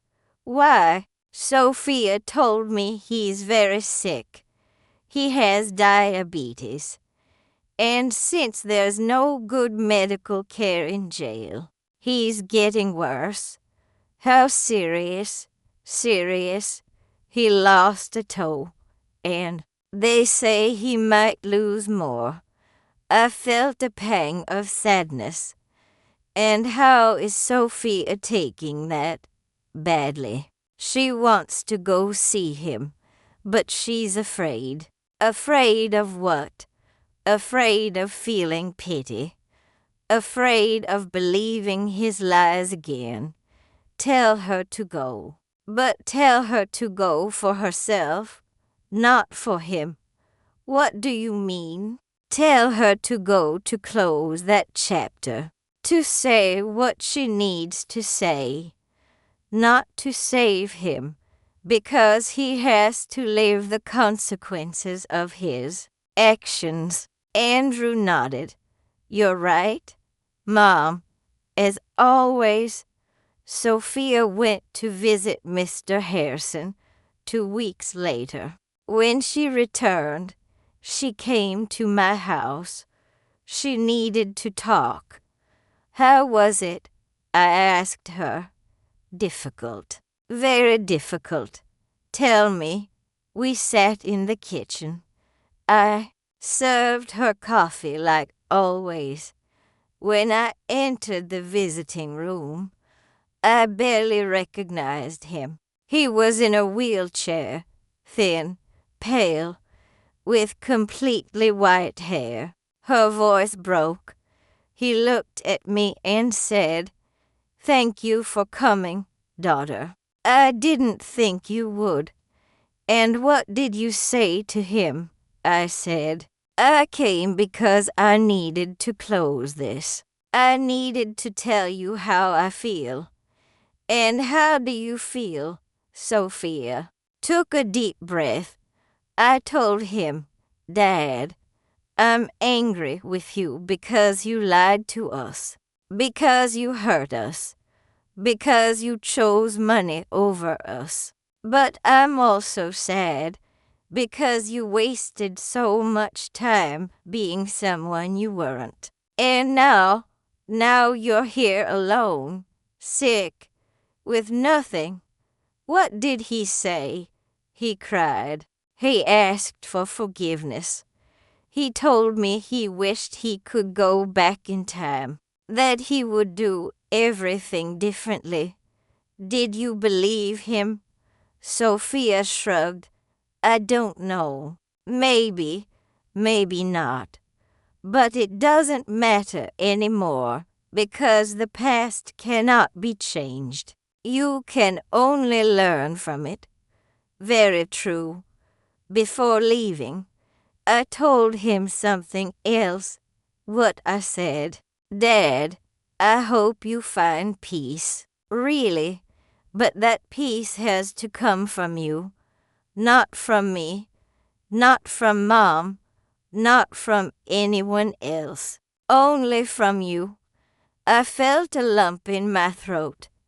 That was very wise, Sophia. Do you know what the last thing he told me was? What? He said, I once called Andrew an idiot. But the real idiot was always me, because I had everything that mattered, and I lost it chasing things that were worth nothing. We remained silent because those words said everything. Mr. Harrison died 6 months later. It was in the jail infirmary alone, without family, without friends, just a guard who found him in the morning. Sophia received the news. She cried, not because she missed him, but because she cried for the father she could have had and who she never had. They held a small funeral, just Sophia, Mrs. Lois, and Sophia's sisters. Andrew didn't go. He asked me if he should go. It's your decision, son. But remember, respect is not for the dead. It is for the living. If you go, go for Sophia, not for him. Andrew decided not to go, and Sophia understood. After the funeral, Sophia called me. Mrs. Johnson, do you know what the saddest thing is? What? That at the funeral, it was only us. All those people he called friends. All those business people and politicians. None of them came. They were never friends. They were only contacts. And contacts disappear when there is no longer power. You're right. My dad died alone, without money, without family, without anything, everything he built. Life took away. That's karma. Dear, it's not revenge. It's balance. Your father sweared lies, and he harvested loneliness. Sophia sighed. You know, Mrs. Johnson, a few years ago I would have said that my dad was a successful man, that he had everything. But now I understand that he had nothing, because the most important thing in life is not what you have, it's what you leave behind. And my dad didn't leave anything good. But you will leave something good. How do you know? Because you learned from his mistakes. Because you are raising Michael with love, with truth, with values, and that is a legacy. One Sunday afternoon, the whole family came to eat at my house. Andrew, Sophia, Michael, Mrs. Lois also came. I made a big pot of chili, everyone's favorite. We ate, we laughed, we told stories. And at one point, Michael, who was now 4 years old, asked me, Grandma, why did I never meet my other grandpa? Everyone went silent. I looked at Sophia. She nodded, giving me permission to answer. I knelt in front of Michael. I looked him in the eyes. Because your other grandpa made bad choices. My love and bad choices have consequences. What are consequences? They are what happens when you do something wrong. Life teaches you. So you learn. And did he learn? Yes, he learned, but too late. Michael thought for a moment. Then I'm going to do good things, so I have good consequences. We all smiled. Exactly, my love, exactly. I hugged him tight, and I thought, this child is going to change the world because he grew up in truth. That night, after everyone left, I sat in my rocking chair. I looked at the photos on the wall, photos of Andrew as a child, of his wedding, the second one, the real one, of Michael on his birthdays. And I thought about all the road we had traveled from that terrible night at the country club to this moment of peace, and I understood something profound. Karmic justice is not magic. It doesn't fall from the sky. It is the sum of our decisions. Mr. Harrison chose to lie. He chose to steal. He chose to betray. And life gave him back loneliness, sickness, death in a cell. I chose to tell the truth. I chose to defend my son. I chose dignity over appearance. And life gave me back peace, family. True love, that is justice. It is not revenge. It is balance. A few months later, Sophia invited me to a conference. A conference about what? It's about women entrepreneurs. I want you to come with me. Why? Because you are my inspiration. We went. It was at a downtown hotel. There were about 200 women there. Sophia went up to the stage. She was going to give a talk about her work as an architect. But when she took the microphone, she said something I didn't expect. Before I talk about architecture, I want to talk to you about my mother-in-law, Mary Johnson. She pointed to me.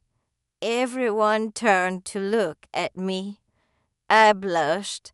3 years ago, my life fell apart. I discovered that my father had lived a lie his whole life, and I didn't know what to do. But Mary taught me something. She taught me that the truth, even if it hurts, always makes us stronger. That defending what is right is not easy, but it is always worth it. She stood up at my wedding and told the truth when everyone expected silence. And although at the time I didn't understand it, now I know that she saved me. She saved me from living a lie. She saved me from repeating my father's mistakes. And she taught me that a brave woman is not the one who has power. It is the one who tells the truth, even if it costs her everything. The women applauded. Sophia came down from the stage. She hugged me.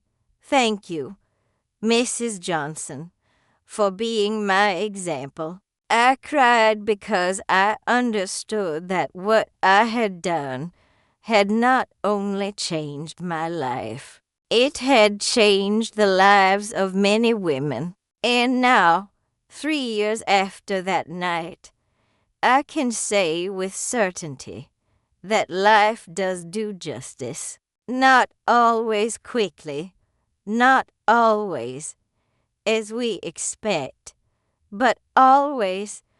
Mr. Harrison had power. He had money. He had admiration. but he died alone, without love, without peace, without a legacy. I never had power. I never had money. I never had admiration. But I have something much more valuable. I have my son. I have my daughter-in-law. I have my grandson. I have inner peace. And I have the certainty that I did the right thing, that is true justice. 5 years have passed since that night. 5 years since I took that microphone and changed the course of our lives. Today I am 60 years old. Andrew is 33. Michael is 5. And Sophia is pregnant again. This time it will be a girl. They are going to name her Mary. When they told me, I cried for hours. Why, Mary? I asked them. Sophia took my hands. Because we want our daughter to grow up knowing that there was a woman in this family who had the courage to tell the truth, who stood up when everyone expected silence, who defended what was right even if it cost her everything. We want her to be like you, Mrs. Johnson, strong, brave, honest. I didn't know what to say. I just hugged my son and my daughter-in-law and cried with happiness because I understood that my story would not end with me. It would live in that girl and in her children and in her grandchildren. The legacy of truth. This morning I woke up early. I made coffee like every morning. I sat in my rocking chair by the window. I watched the sunrise. The city was waking up slowly. The birds were singing. The sun painted the sky orange and pink. And I thought about everything I had lived through. I thought about my youth, about the difficult years after the divorce, about the nights when I didn't know how I was going to feed my children. I thought about Andrew as a child, about how he asked me why his dad didn't live with us, and how I explained to him with simple words that sometimes love is not enough to keep a family together. I thought about all those years working, cleaning houses, selling pies, doing whatever was necessary so that my children had what they needed. And I thought about that night at the country club, Mr. Harrison in front of the microphone. That boy is an idiot, but my daughter insisted on marrying him. Those words that changed everything because they forced me to make a decision to be silent and protect the peace or to speak up and defend dignity. And I chose dignity, always dignity. I got up from the rocking chair. I went to my room. I opened the drawer of my dresser. Inside there was a diary, the same one where I had written that night 5 years ago. I opened it. I read what I had written. Today, I learned that life doesn't always give us what we deserve. But if we are brave, if we defend the truth, if we protect those we love, life gives us something better. It gives us inner peace. I smiled because those words were still true. I continued flipping through the diary. There were more pages, more thought tits, more lessons. and I decided to write something new, something that summarized everything I had lived. I took a pen and wrote to the woman who reads this someday. Maybe you'll be my granddaughter, Mary. Maybe you'll be another woman who is going through something difficult. I don't know, but if you are reading this, I want you to know something. Life is going to put you in situations where you will have to choose between truth and comfort, between defending what is right and maintaining peace, between being brave and being silent. And in those moments, you will be afraid of losing the people you love, afraid of being alone, afraid of the consequences. But let me tell you something I learned after 60 years of life. Silence does not protect anyone. It only protects lies, and lies sooner or later always explode. They always hurt. They always destroy. So if you have to choose the truth. Even if it hurts, even if it costs you, even if they push you away. Because truth is the only foundation on which something real can be built. A true love, a true family, a true life. I made that decision 5 years ago, and I lost many things in the process. I lost the illusion of a perfect wedding. I lost my son's trust for a while. I lost the approval of many people. But I gained something more valuable. I gained my dignity. I gained my inner peace. And I gained the respect of the people who truly matter. Today, my son loves me. My daughter-in-law respects me. My grandson admires me. And that is worth more than any external approval. So don't be afraid to tell the truth. Don't be afraid to defend what is right. Don't be afraid to be brave, because brave women are the ones who change the world. One truth at a time with love. Mary Johnson. I closed the diary. I put it in the drawer, and I took a deep breath because I felt that I had closed a cycle. I had told my story. I had left my legacy. I had said what I needed to say. And now I could move on with peace. That afternoon, Andrew and Sophia came to visit me with Michael. The boy ran towards me as soon as he entered. Grandma, Grandma. I picked him up. I hugged him. He smelled like baby soap and cookies. How's my prince? Good. Today at school, I learned about heroes. Oh, really? And who are the heroes?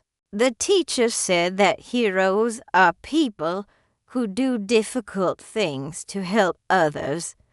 Very true. Michael looked at me with those big, curious eyes. Grandma, are you a hero? I was speechless. Andrew smiled. Sophia, too. Why do you ask that, my love? Because my mommy told me that you did something very difficult. That you told the truth when no one else wanted to. And that saved us. My eyes filled with tears. I'm not a hero, Michael. I'm just a grandma who loves her family very much. But heroes are like that, too. They love their family, and they protect it.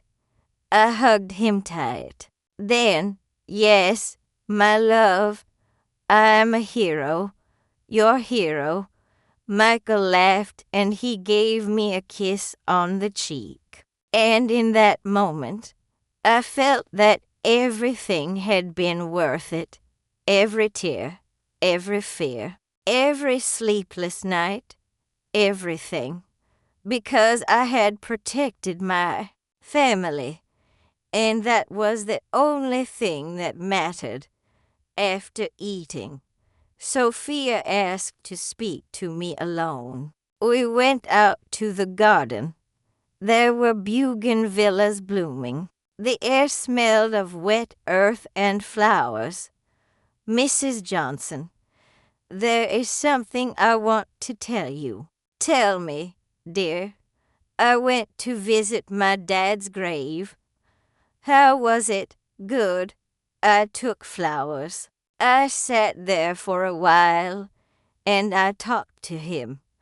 What did you tell him? Sophia took a deep breath. I told him I forgave him. I remained silent, waiting. I said, Dad, for a long time I hated you. I blamed you. I wished you had never existed. But today, I understand something. You were human, too. You also carried wounds. You were also afraid.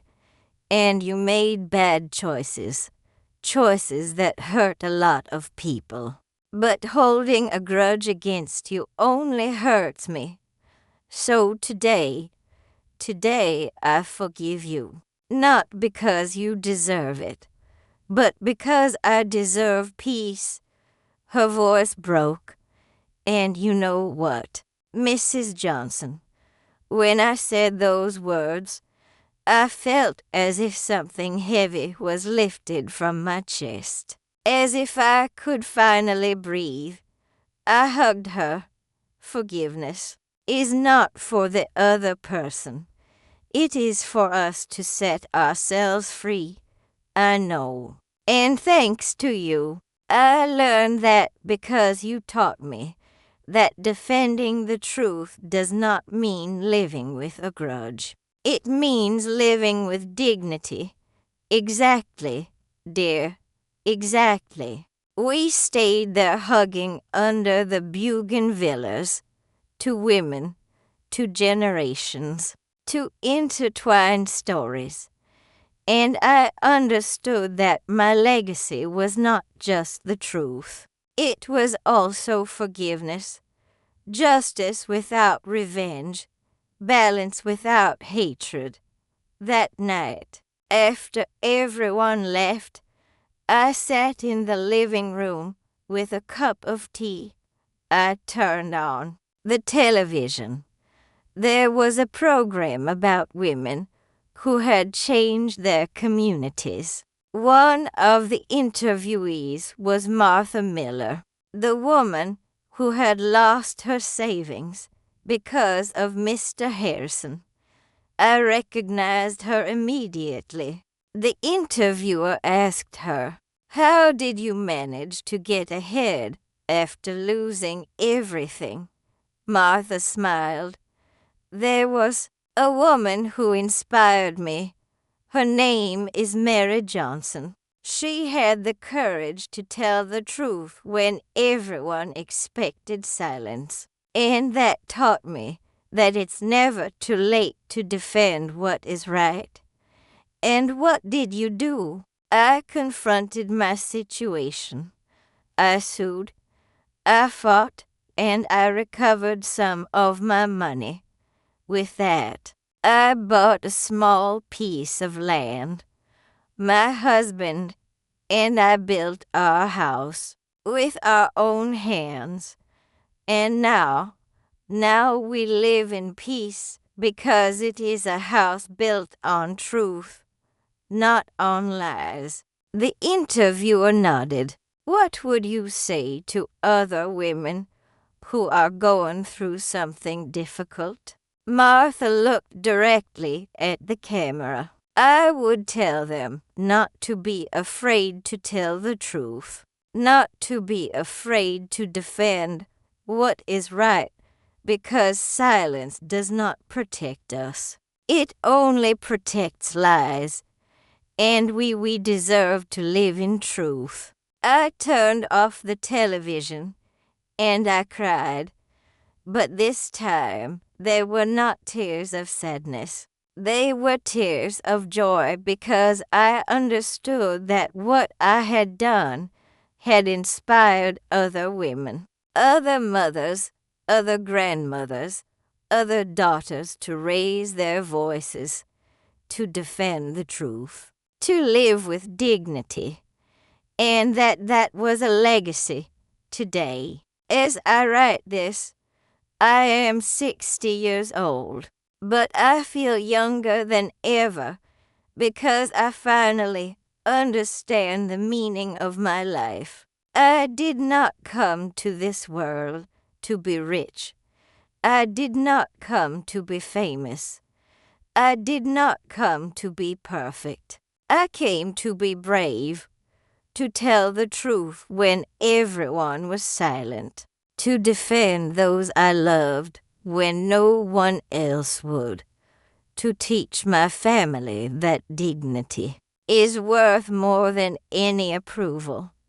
And I think I succeeded because when I look at my son, I see an honest man, hardworking, a man of integrity. When I look at my daughter-in-law, I see a strong woman, wise, compassionate. And when I look at my grandson, I see hope, I see future, I see light. That is what I leave behind. Not money, not property, not fame. I leave values, I leave truth, I leave love, and that is more valuable than any fortune. Last week, Michael asked me something.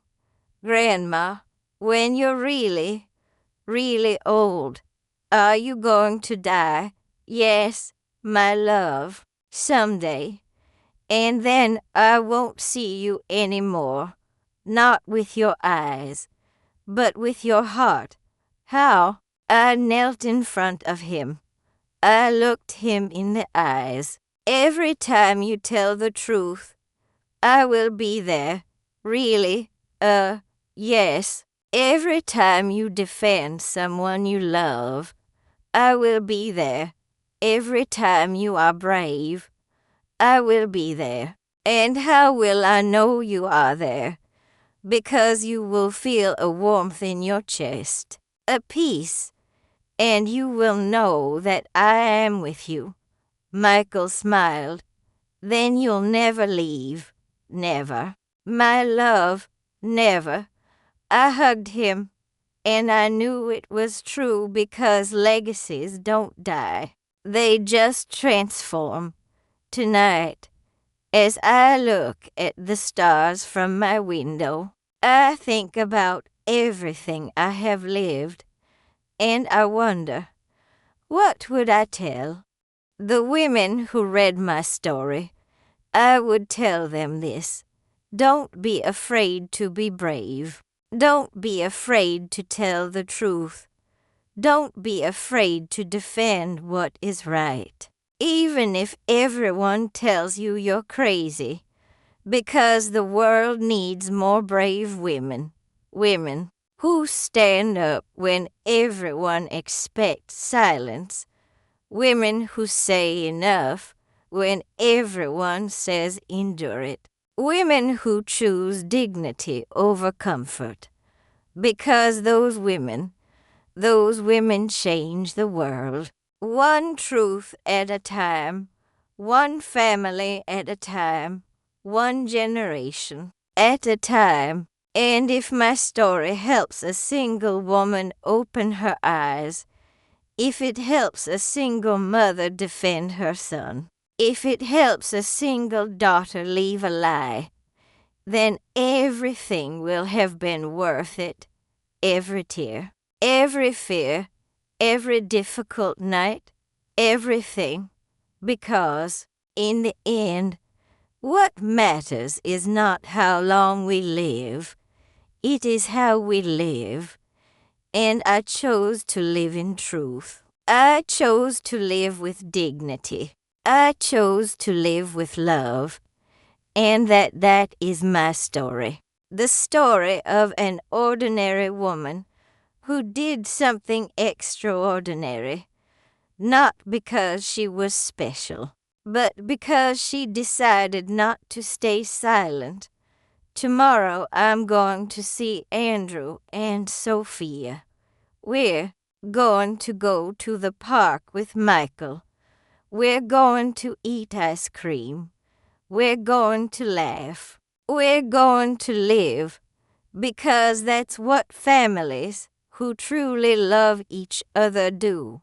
They live, they love, they forgive, they grow. And I will continue to be the grandma who tells stories, the grandma who bakes cookies, the grandma who hugs tight, but also the grandma who teaches that the truth is always better than a lie, that dignity is always better than appearance, that true love is always better than false love. That is my legacy, and I am at peace with it. So if you are reading this, if you are listening to my story, I want you to know something. You too can be brave. You too can tell the truth. You too can defend what is right. No matter your age, no matter your situation, no matter your fear. Because bravery is not the absence of fear. It is acting despite the fear. And if a 5-year-old woman could stand up at a wedding and destroy an empire of lies, you too can stand up in your life and say, enough, this ends here, because you deserve to live in truth. You deserve to live in peace. You deserve to live with dignity. We all deserve it. Thank you for listening to me until the end. Thank you for walking with me through this story. Thank you for allowing me into your heart. If this story touched your soul, if it made you think, if it gave you courage, then share it. Share it with your mother, with your daughter, with your sister, with your friend, because stories have power. The power to transform, the power to heal, the power to inspire. And this story is for all the women who were ever afraid to speak, for all those who stayed silent when they wanted to scream, for all those who endured when they wanted to leave. This story is for you. And I tell you, you are no longer alone, because now you know that there was a woman who was also afraid, but who spoke anyway, and who changed everything. Subscribe and hit the bell to hear more stories of women who transform their pain into wisdom. Every day, one woman, one life lesson. Share this story with someone you love. Sometimes a story like this can change an entire day. May God bless you. And until next time, with all my heart, Mary.